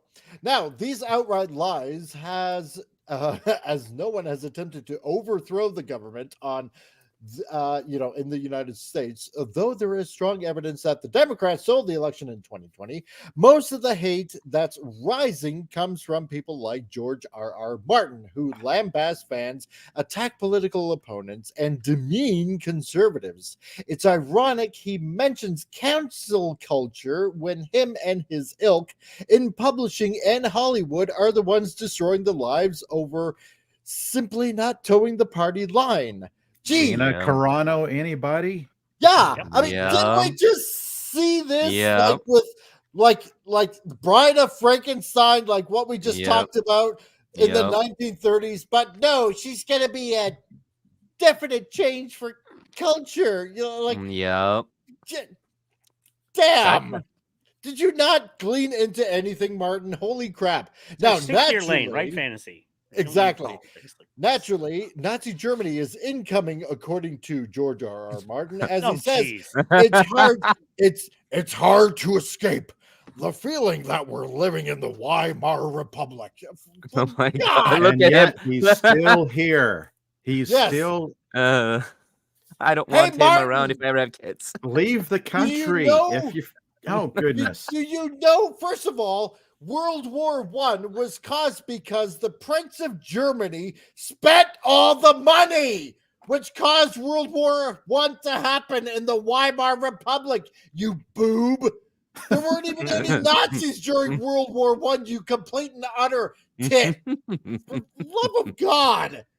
This is why Germany collapsed back then during the Weimar Republic, because the stupid Prince of Germany spent all the freaking money, you moron. For the love of God, will you? Do you think he has knowledge of this? No. No. Oh my God! Exactly. Breathe, Mike. Rich breathe. People have people have no right to complain about anything. Exactly. So, And he's around his 70s and all that kind of stuff, and I'm younger than him and have this knowledge, and I'm just like, Thank you, Vince. A Dance with Dragons came out in 2012. Wow. There you go, man. Many years ago, man. That was when the world was gonna go under too. 12 years ago. We survived. We survived though. Yeah. I find it's interesting that people with this mindset complain about this country while they've made their money in this country. Yep. Yeah. You got nothing to bitch about. Yeah. No, he lives his best life ever. He can't complain. Yep. Vince Womack, yeah, he wishes he lived in the Weimar Republic. Lots of degeneracy going on in that time in Germany. Exactly. Yeah. Exactly. Like, you're enjoying that freedom of speech right there, aren't you? That's right. Oh, I can't imagine what's wrong with the country. I mean, I don't know. You know, give me another flat of beer. So does he have to hide in an attic or whatever for his free? No, he can. Yeah, exactly. Oh no, mein Führer, you spent all the money. We can't possibly have any more beer. Oh, If there's if there's no more beer, war will happen, man. Yeah, exactly. We need a beer. That means we have to invade France and have to drink the shitty wine. You know? Oh, quick, somebody tell that guy with the funny mustache his artwork is really good. Oh yeah, exactly. And they got the stinky cheese. Good old on top Dolly. of that. That's no good. Oh my god. So sci-fi says Dan. Oh, who's actually still hanging around? Thank you very much, actually. So I have returned. Is it too late to join the panel? If not, how to join your panel? That's a good question. Well, how about this titillating Tuesday? If you're up for that, shoot me a DM on X, and yeah, we'll make it happen, dude. How about that? So if you're good for that, Tommy, your dad, Jason, yeah, as half German, I love this. There you go. Well, my mom's German, my dad's Austrian, and most of my extended family's in Germany. I actually had to send like $100 worth of candy to my cousin in Germany actually today. So yeah, shipping was a bitch. It was about $120, but they wanted Canadian candy. So, but yeah, hey, there you go. So. Ray Lucard, hey man, how's it going? Yeah, after breakfast, mein Commander. So, yeah, oh yeah, that was Soldier Schultz. Yeah, yeah. I know nothing. So, but oh man, what is he holding anyway? Oh, he's holding an award. Yeah, it's a spaceship. Good for you. Garden. Look at my Yeah, good for you. You're rich. You're happy. You complain about stuff. You know, I live my life. I have problems, debts, and everything. Exactly. Good for you, George. Yep. At Now least the I will finish leftists. the book. Yeah, exactly. Now the leftists control the media, the government, the schools, and the entertainment propaganda.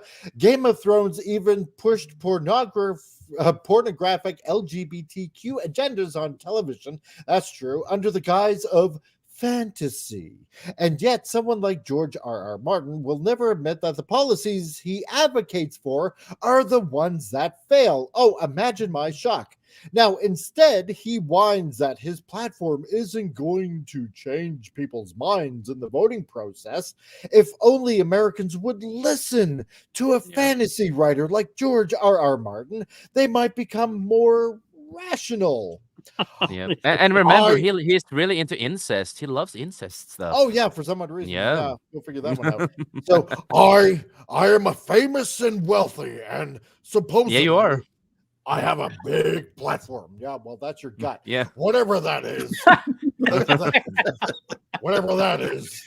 He says, but I have grown more and more cynical about this supposed power that people keep telling me I have. Has anything I have ever written here ever changed a single mind, a single vote? I see no evidence of that.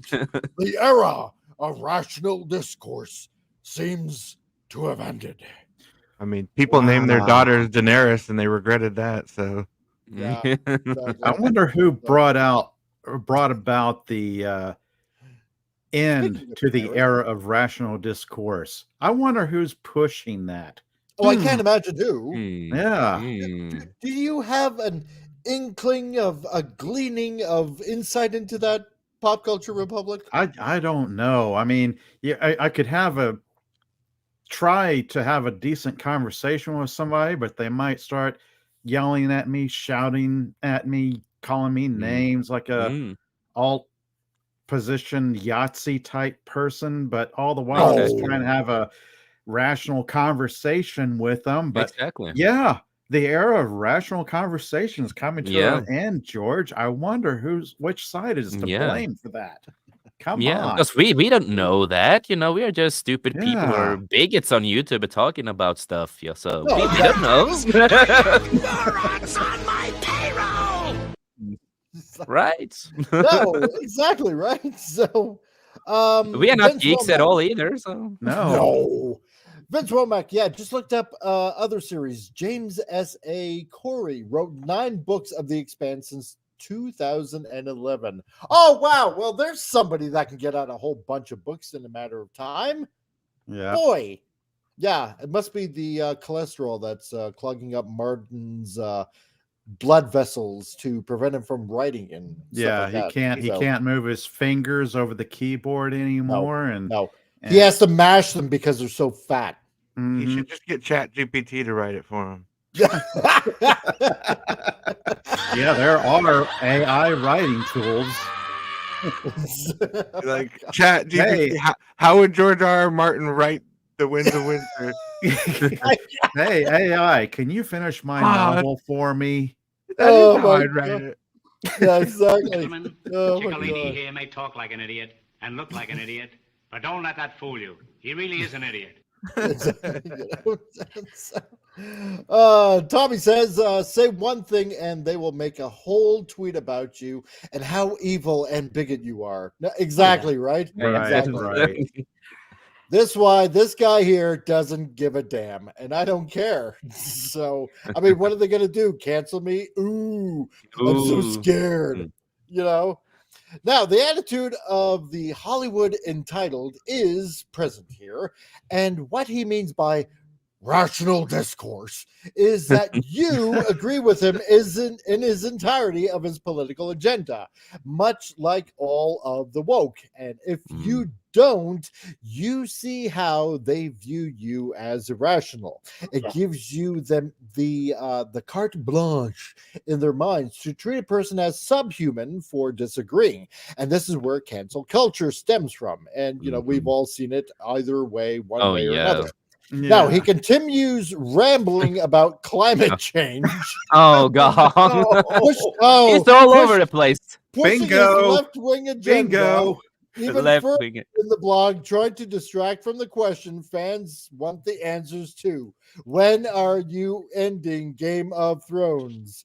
So, and George R.R. Martin then finishes off by blaming toxic fans. Oh my God! Of course, we need a bingo card with all these phrases. But you don't understand. It's the climate change that's getting rid of the trees, and without the trees, I can't have write the book. paper to write on.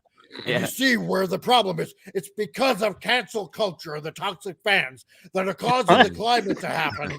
And on top of that, they're turning the frogs gay. They're doing all of that. Frogs, yes. And with all of this on my mind, I can't write my book because of toxic fans. Yeah, exactly. No, it is. It's just like funny. It's like I wonder how old I am if this book ever will be done. I really want, because I'm the youngest on the panel, so it's just like I really wonder. I don't think does anybody really care anymore? Because I don't. No, not really. I don't really care. I just wonder how old I will be. Yeah, exactly. 7 years ago, it's like I'm in my 60s, and I am just like, I remember back in the day, and he was gonna finish the book, and exactly. Oh my God, Jesus! Remember that famous science fiction author who used to write fantasy novels? Yes, exactly. I'm sitting there on the couch, smoking, drinking beer, and just remembering the good old days. Exactly. And I'll just walk over to my bookshelf and pick up another Terry Pratchett novel and reread it. Yeah. Those are some good books. They are. But I mean, oh my God, like even blaming climate change, like give me okay, well here we go, because I'm having fun. Oh no, there's more. He wrote more. Toxicity it's growing. It used to be fun to talk about our favorite books and films and spirited debates with fans who saw things differently. But, and I say but because I got a big but, it's no longer enough to say, I did not like this book or this film, and here's why. People would rather talk about the stuff they used to hate than the stuff they love, and delight in dancing on the graves of anyone whose film has flopped. Well, I will say this, Like like your fat has flopped. Yeah, Like your and I'm gonna books say have this. flopped at this point. Exactly, and I want to say this: us people here on the panel, we love to talk about our favorite shows, books, and all that, and we can, we can agree to disagree on stuff. It's like I know a lot of you people is not the biggest fan of the Rebel Moon, for example. I liked it to a certain point. I enjoyed it, but it's like we can have different opinions, and we're not gonna like shit on each other for. It's like we're still friends. We have different opinions. Yeah, but if if you're talking about people who dance on the graves of those whose films have flopped, Siskel and Ebert. Yeah. Anybody who's ever reviewed a film and discussed it, that's not dancing on the grave, so to speak. That's just reviewing a film. Like, yeah, this movie was good, or this movie sucked. I used to enjoy those too. Yeah, no, exactly. I know, exactly, and no, it's the wokey pokies that gets mad if you disagree, and you make something, talk about something. They are the people who gets mad and toxic. We are not toxic. They are the ones who are actually toxic because they attack you, they shame you. Like they are the ones who say all of this kind of evil things. We are just like we are geeks. We do this daily. Here's the thing that I've said on my channel. Here's the thing that I said on my channel so many times. If you like it, you win. It's as simple as that. But don't shit on somebody else just because they don't like a particular something, or they think that a TV show or a movie or a comic book or a video game is shit. Because everybody, here's the thing. We are not NPCs. We all have different proclivities of what we like and what we don't like.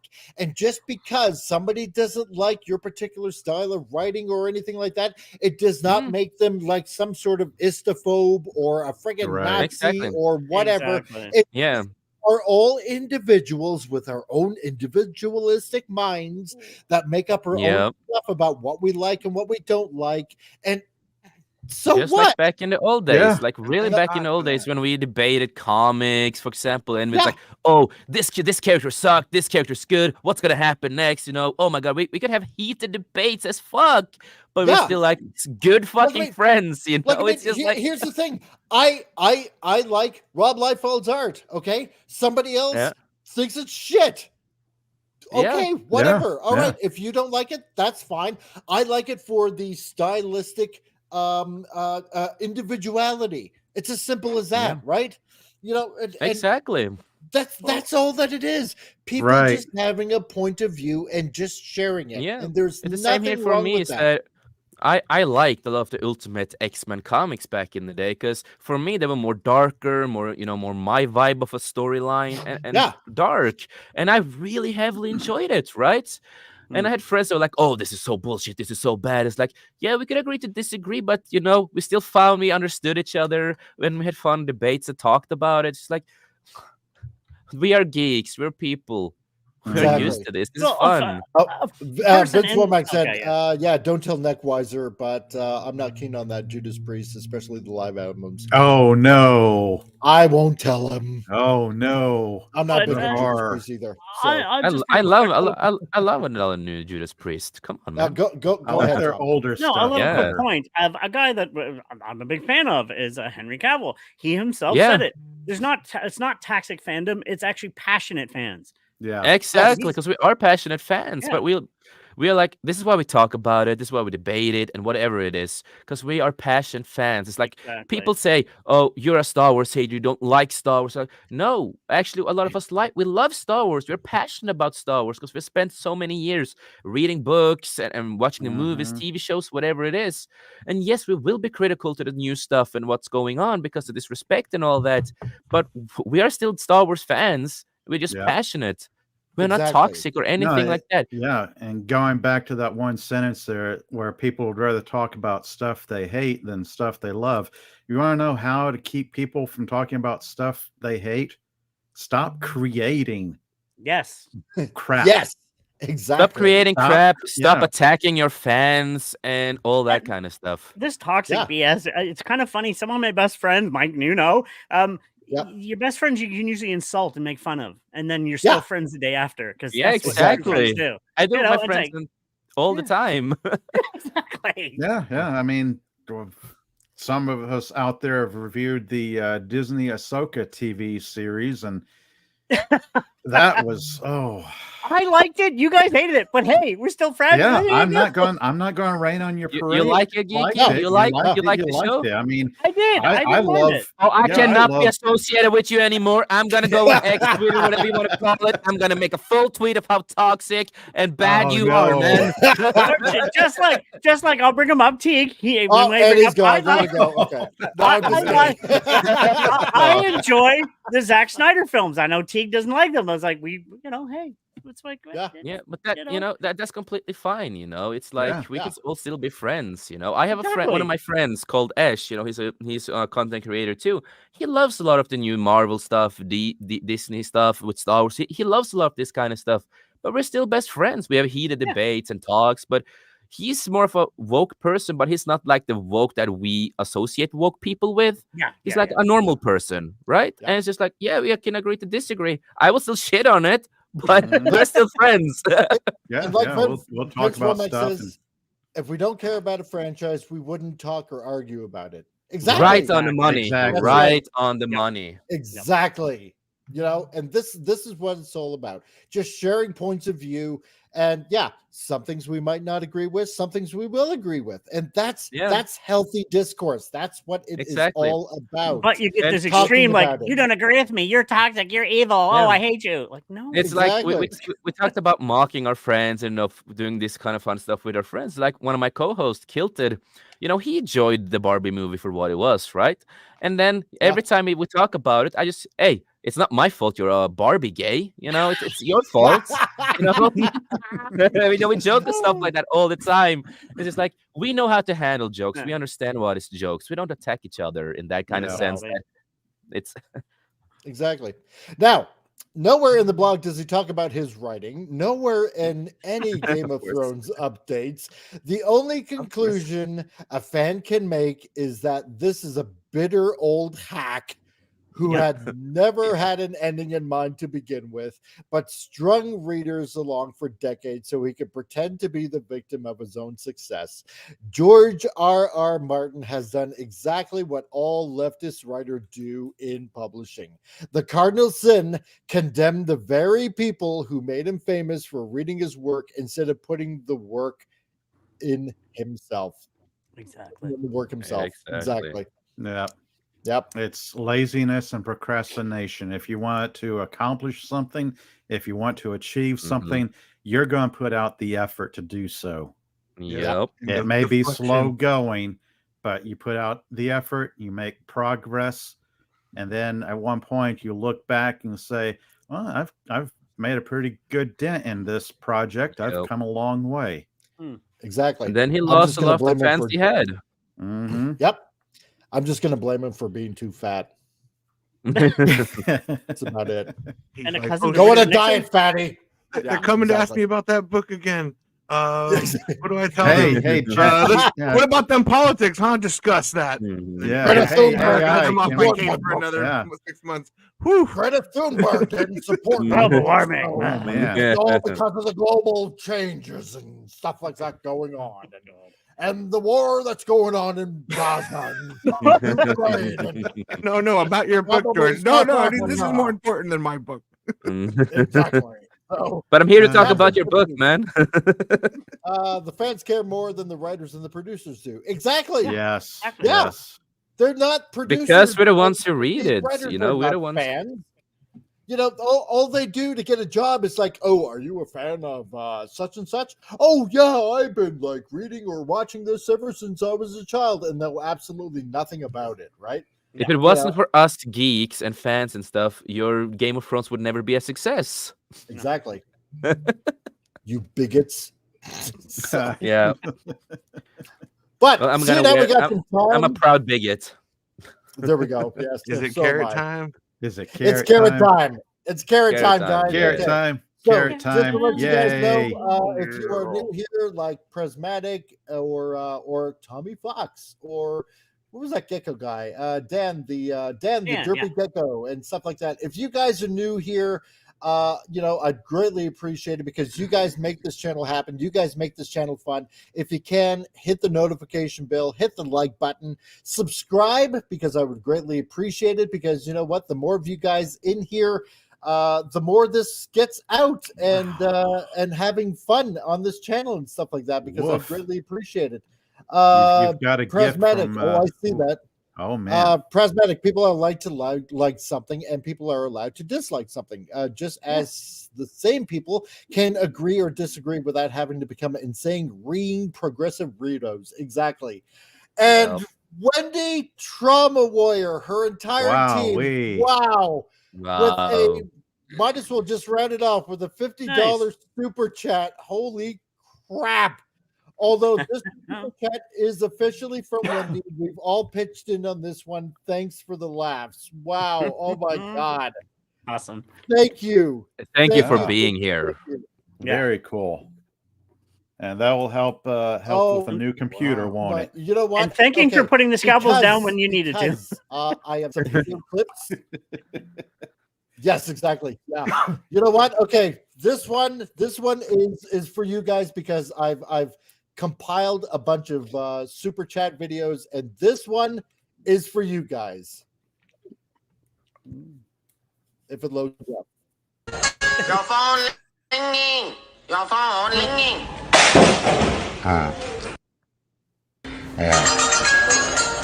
Your phone ringing. Your phone ringing. There you go. That goes to you guys. Oh, that's great. That's great. Your phone ringing. So, I want that as my phone tone when people call me. I saw that and I'm like, you know what? Okay, I'm gonna start compiling videos for super chats. Okay, that's what I'm gonna do. And that one is like, oh my God, that is the best. Okay, so so I'm gonna let everybody know before we get into the carrot thing. Okay, this is what we're gonna do. All right, I'm gonna show you. There are different videos that I've compiled. Okay, and this one, okay, is for say somewhere around $5. Right.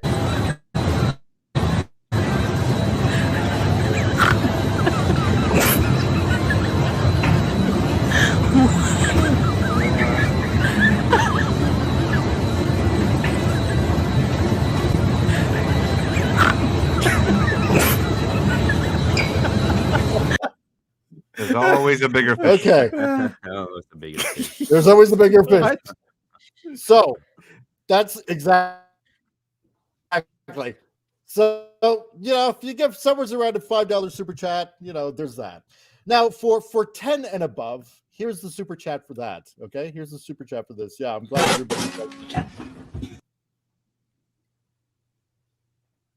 Hold on a second here. Once it loads. Oh my.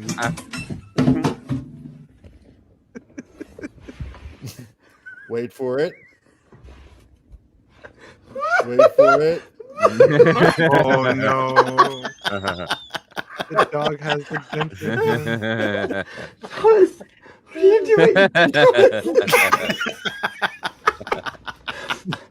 What are you doing? Wow. Okay.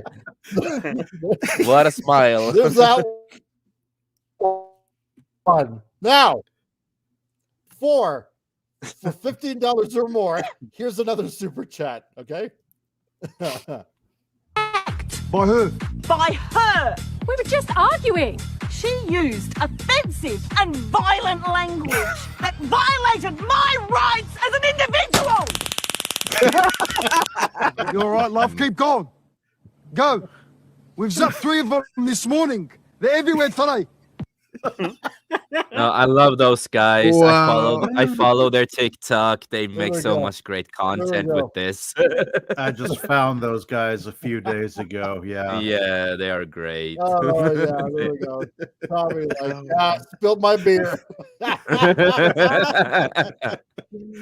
John Riddle, if an untrained guy like me can write history programs for my lodge and other lodges in my area for the last 3 years and gain a great reputation doing it, then Martin can finish his this crap easily. Exactly.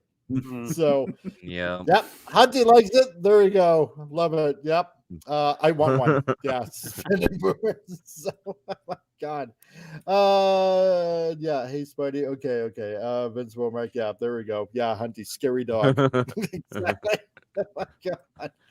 So yeah. So those are going to be for super chats. So Wendy and the entire team, thank you very much. I really appreciate it.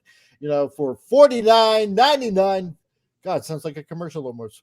Now, for $49.99, Wendy and the Trauma Warriors have presented this super chat from all of the Wendy Trauma team. So thank you guys. I really, honest to God, appreciate it. So yeah, that'll go to Comic Relief Crusaders Supercomputer Fund. Exactly. That's right. Towards the supercomputer fund. So now, guys, okay, so this is the carotenoid story is from the Fractal Knots. And last week, Friday, they happened upon this channel and they saw it. And these guys really like the reaction that you guys gave to this. So here in the chat is their channel. Okay, check them out for more of these stories that these guys are going to be having and coming out with. So show them some love over there. And that being said, let's get on to the story. The plant galaxy, known by some as Lotosia, blossomed from the buds of the original flower itself. The central flower which gave life to all the planets that stemmed from it. Lotosians oversaw the blossoming process from primordial flowers that created life in each planet, while remaining veiled from being fully seen by other plants. They told tales to their young ones about the stories that grew from the flowers. Each fully blossomed story was known as a fractal bloom. Some Lotus beings even chose to forget who they were and allowed themselves to dream that they were a plant on one of these planets. One of the greatest tales the Lotosians passed down through the eons was this one. All plants in the worlds of the Lotosian galaxy grew with a consciousness that climbed towards the rays of the central flower that gave them life. On every planet where a primordial flower bloomed, a plant species became sentient. Verdanthia was one such planet, which gave rise to the Broccolarians. Over the ages, most Verdanthians forgot that they once came from primordial flowers. Eventually, the Broccolarians believed they were the only species that still preserved theirs. Yet on the other side of Verdanthia, one species was determined to find their long-lost flower. They were simple carotenoids that had lost their sense of purpose. But one among them was determined to reforge their destiny and build an empire that he felt was rightfully theirs.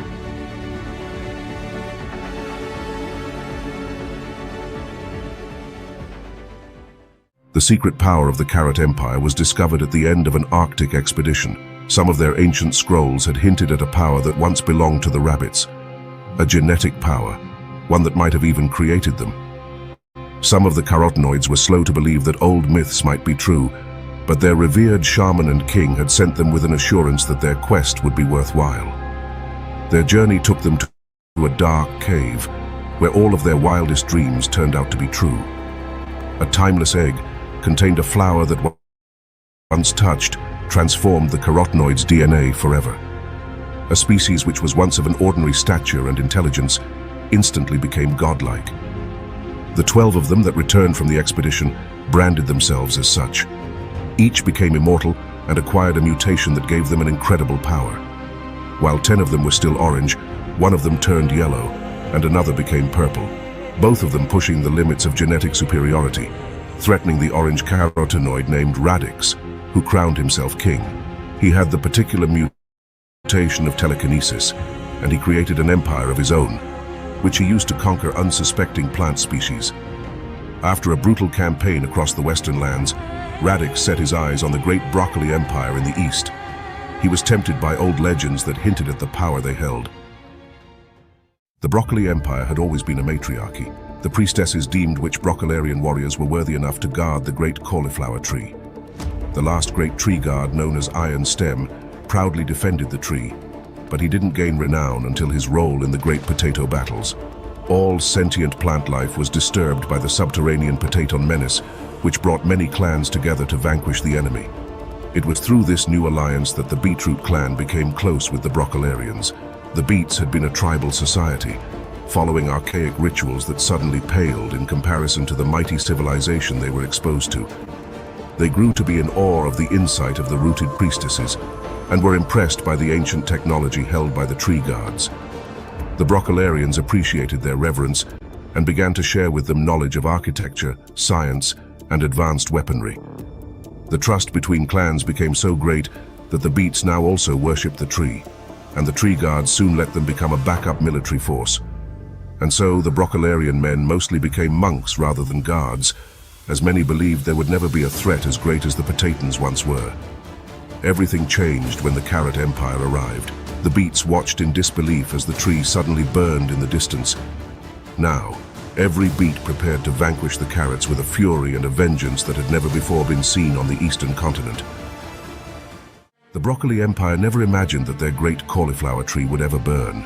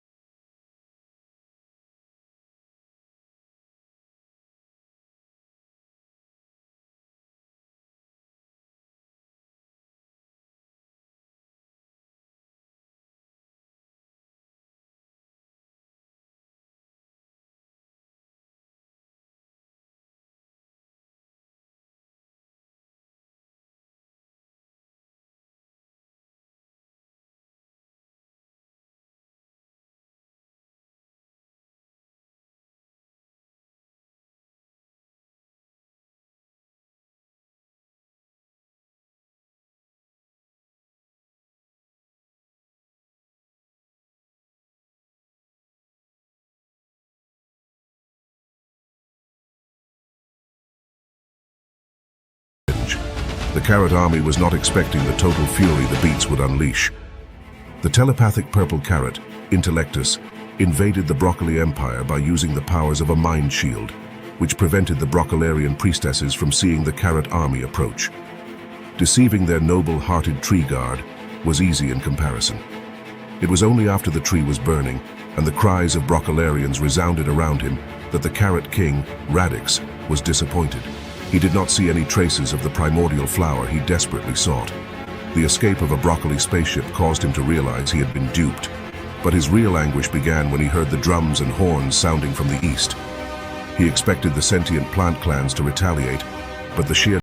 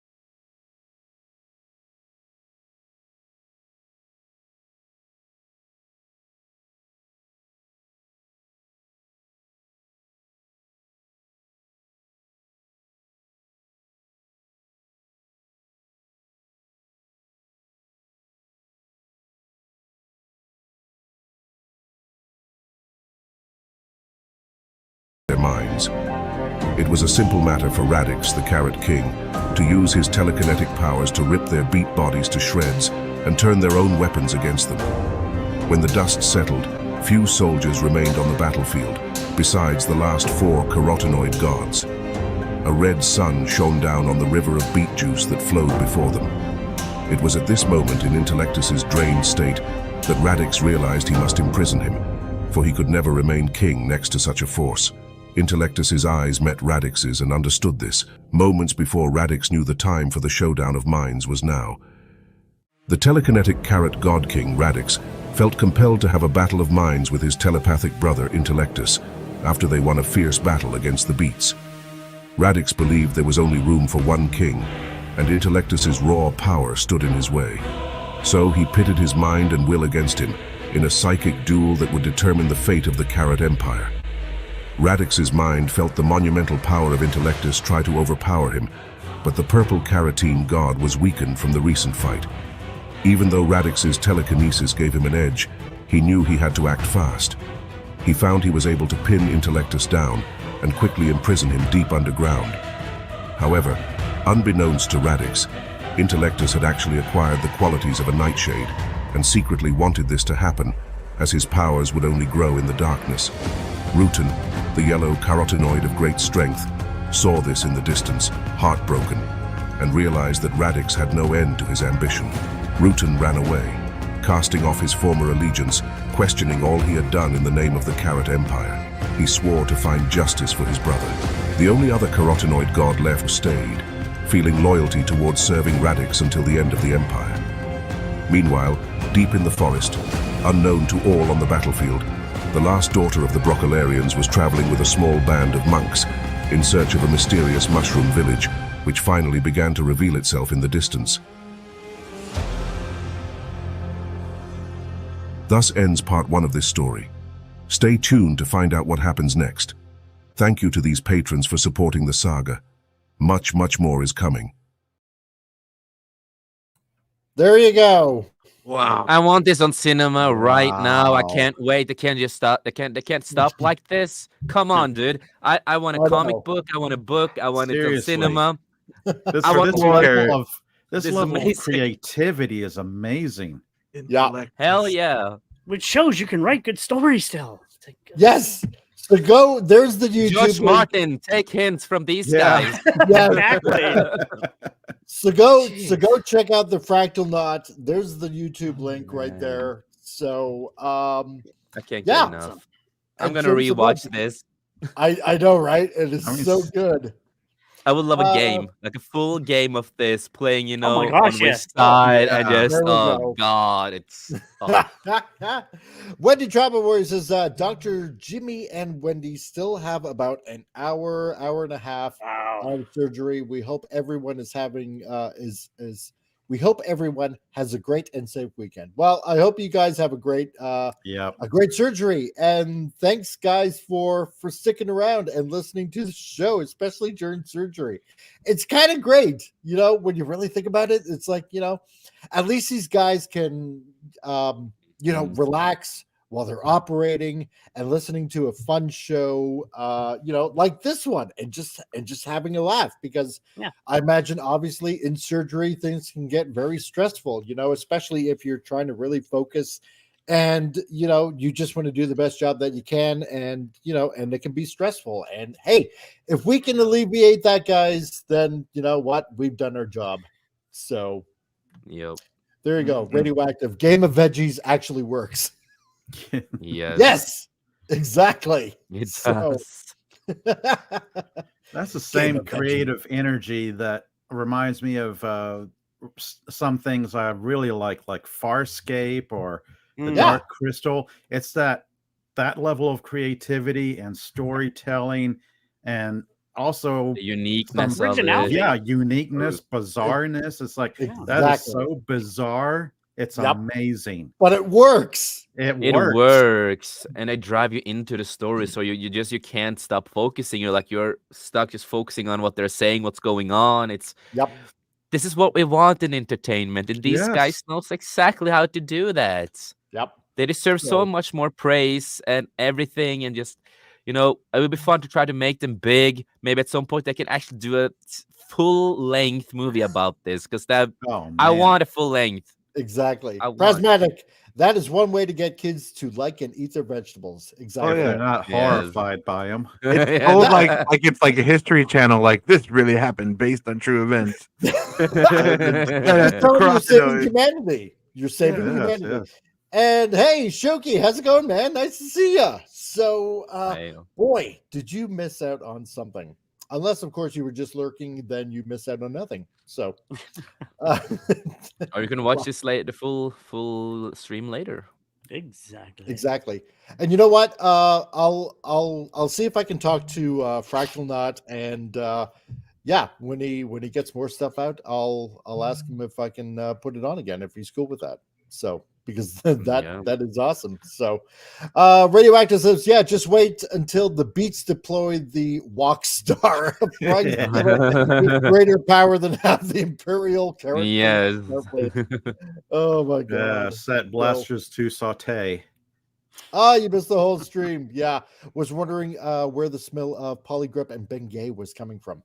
That was coming from George R.R. Martin. So yeah, because quite possibly, blaming everything on not writing. Yeah, that's probably where it was coming from. So, but that being said, I want to thank everybody that came in. Especially today on a Friday. Boy, we had lots of people that came in here.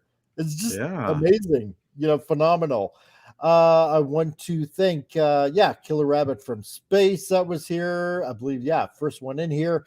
We got Vince Womack, Rod Thunderheart, Alberta's favorite trucker, Rod Thunderheart, was in here today. So, Rod, thank you very much for dropping on by. We had Sci-Fi Sith Dan, the entire team of Wendy, Trauma Warrior, and everyone in there. So I'm going to say hi to, not just Wendy, but I want to say hi to Carolyn, Dr. Jimmy. Who else did we had? We had Travis, we had Margaret, and and of course Carolyn herself. So the entire Trauma team, thank you very much for listening in and dropping on by. Stark of Iron, we also had Stark of Iron, who was also on the panel today too as well. We got Dan the Derpy Gecko also that was here. I hope you like and subscribe, dude, very much. Appreciate you coming in here a lot. And if this is your first time here, well, welcome. Captain Finity Temportus Maximus also was here. Hail to you, dude. Nice to see you here as well. John Rendell that had to dip out and do stuff. So John, thank you very much for dropping on by. We also had, just going down the list of everybody that was here, because we had your dad, Tommy Fox. My dad was also here. So hail, Dad. Drinking and listening in. Wes Cagle was also here. Wes, thank you very much for dropping on by, and also. Vince Womack and Wes Cable were also listening in also on the Rumble channel as well. So thank you very much for dropping on there as well. We also had Lady V Elements. Do it now. Thank you for also dropping on by. And we had Dadman, who for some odd reason was looking at home but driving at the same time. So I still can't figure that one out. Cloning himself? Probably. I don't know. So who else do we have here? Of course, we got Canadian Spider-Man. So hail to you, dude. Nice of you to drop by. Really appreciate it. We also had Radioactive also here. And looking on down the list. Hunty, yes. Nice to see you, Hunty. Great to see you, Prismatic. We also see you as well. I love that. It's just a snowy owl that just seems to it's from a game with Party Animals. It's Moon from the game. It's his favorite. Burrows into your soul just looking at you. So let's see. And what else do we also have? We had Phantom Boomer Explorers. Howdy, dude. Nice to see you, man. And we also had Ray Lucard. That was Sergeant Schultz's voice. So it was pretty close. So And we also have, because Vince Womack, John Rendell, Hunty, Canadian Spider-Man. Yeah, that's right. Also, we had Snortopoopus as well. Everybody's favorite polar bear, Snortopoopus. So, Hey. and and Shoki as well. So really appreciate it. Who, for some odd reason, likes the smell of Bengay and Polygrip. So that's what age does to you. You slowly appreciate that smell. So, and yeah, and and once again, I want to thank Wendy and her entire team for the $50 super chat.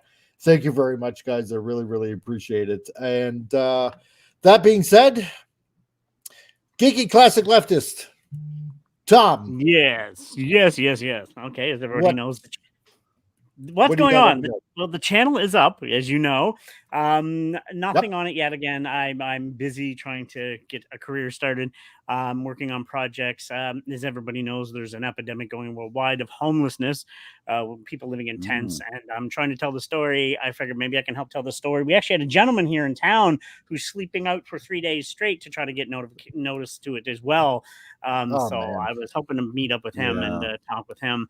But yeah, no, I've had some people say, do a black and white project of this, get it out. And it's to help myself as well to further my career, but we need to get this out.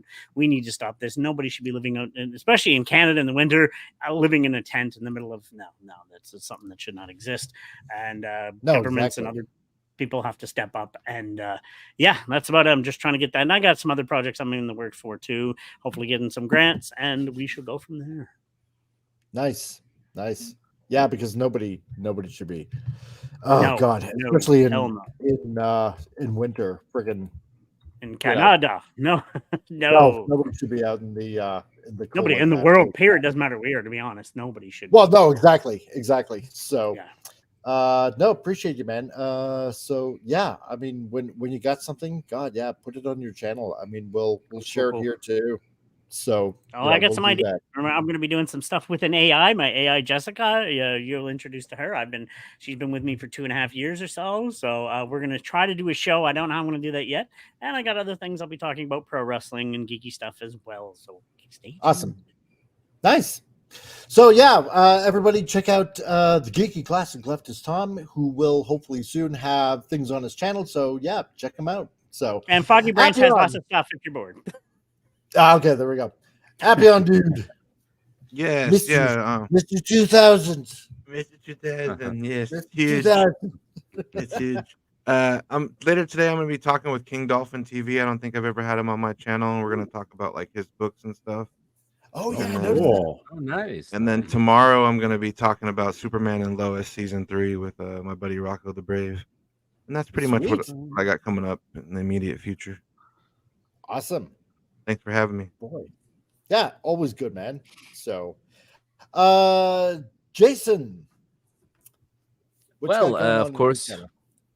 So of course you can find me on 540 Studio, my channel, and you can find us there. We talk about of course pop culture, like mostly everybody, of course.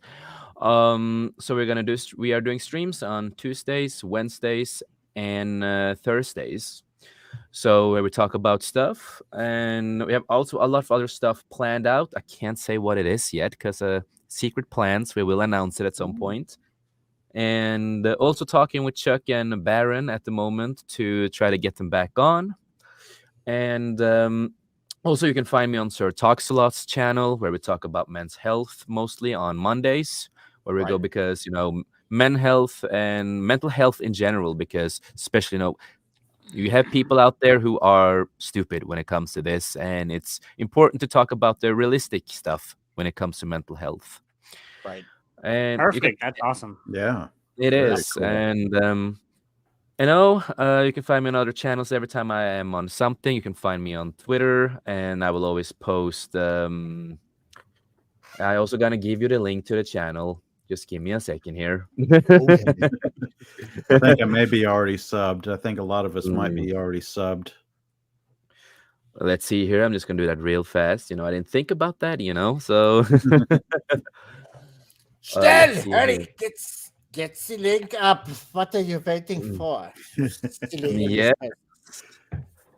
There we go. There's the link. But no, so you can find every time I am on other people's channels, I will of course repost them and shout them out, and like this, it's always fun to be here. I really like what you're doing with this channel, and it's unique, it's different, it's not like everyone else out there, and it's not an echo chamber, and that's something I really enjoy because we have too much of echo chambers lately. Oh God. And no, other than that, as I always say, to the audience, life's too short, make the most of it. And we on this panel, we love you, we appreciate you, and none of us would have been here today if it wasn't for you guys out there giving us support, listening to us. It means the world to us, and you guys inspire us every single day. So thank you, everybody. And I also want to say to the people out there who is mad that Cody Rhodes won WWE, well, it was planned. We knew this was going to happen. And crybabies, you're bitches. Fuck you. He's going to finish the story. He's going to finish his story. Exactly. That's right. Pop Culture Republic, what do you got on the docket, man? Oh, goodness. I'm scripting my next few topics for my future live streams. Pop Culture Republic, where I chat about anything and everything under the pop culture sun, movies, TV shows, comic books, what have you. Let's see. Typically Mondays and Wednesday evenings, as I weaponize my insomnia. Nice. And if I do any other days of the week, I will play that by ear and see what happens. Yeah, once I get a good steady schedule down, I'll look to maybe doing I don't know, Saturday, maybe a comic book Saturday, something I've been thinking about. Awesome. Yeah. Awesome.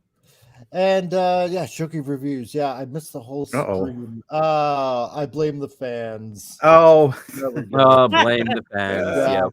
Yep, that's right. Yeah. Oh, wait, I'm not famous enough yet. Dude, that's okay. So because I'm gonna do this, in the link there's a podcast that when I can make it on, that happened lately, except for episode 69 because that was special and we all know why. There is a link to Shoki's podcast, which every once in a blue moon I'm on, and now you made an awkward podcast. Originally we were going to call it Cracker Barrel, because we were all white guys and it just seemed to make sense, but we went with and now you made an awkward podcast. So because we believe in diversity, and there might be somebody one day that might not be white, so we went with that. You at least have a Norwegian diversity here, so yeah, exactly. You have some. you're our diversity higher now. So yes, exactly. Yeah. I just need to get even more international. So yes, eventually you might be too white. Anyway, and Ben Womack, once again, rest in peace, Carl Weathers. Yeah, man. I loved him. That's still shocking. Yeah. Loved him in Predator and Rocky and Happy Gilmore. Happy Gilmore. Yeah, Happy Gilmore. Cubs. Oh man, great actor. I got my hand back. Shit, and I liked him in Mandalorian, even though season 3 was shit. But damn, he was a good fit on Mandalorian, man. Yeah. It's like it almost feels like that show is falling apart now. You got rid The of show Gina was shit from the Carano. get-go, but I liked some of the actors. Yeah, Now, to you say got rid of something- Gina Carano. Now Carl Yeah. Weathers isn't going to be in it, and it's to say something positive about him that I think I remember hearing about him was that he politically he was the opposite of Gina Carano, but he still went to bat for her. Yeah. Yep. Yeah, he did. That's right. And if you guys can, because I know most of you guys, come from Admiral Teague's channel over here to take a listen, and if you haven't checked out Admiral Teague, go check out Admiral Teague and his channel and stuff like that, Saving Star Trek and whatnot. So, I'm sure he would appreciate a visit from any new people that are over there, and tell them that, hey, you found him on this channel and stuff like that, right? So spread some love where I can. So if only he was here right now, I'd have to poke the bear and say Perry White, but he's not. Yeah, exactly. I can Perry hear White, him Perry White, across Perry the White, internet Perry White. now. Perry White. So, there you go, screaming across the internet. Exactly. Well, let me tell you about Perry White. See? Anyway. Oh no! And that Zack Snyder movie, Perry White. Yes, No, but he's not here. So there you go. Anyway, guys, thank you very much for joining in today. We will see you on Tuesday. I'm trying to remember who was it. I believe it was Sci-Fi Sith Dan that asked, "Hey, how do I come on your show?" Well, if you're goofy enough, then I might let you on. And seeing how you're subscribed to this channel, you might just be goofy enough. So we'll chat. We're Muse. We'll do lunch. You know, we'll do the lunch. So. And so from all of us, exactly, Vince. Cheerio, guys and gals. See you next time. Enjoy your day and have a relaxing weekend. That's right. That's what this show is for. So from everybody on this panel to all of you guys, whether you're watching on the rewind or watching live right now, I appreciate all you guys. Wendy and crew, thank you. Stitch them up. See ya. See ya, everyone.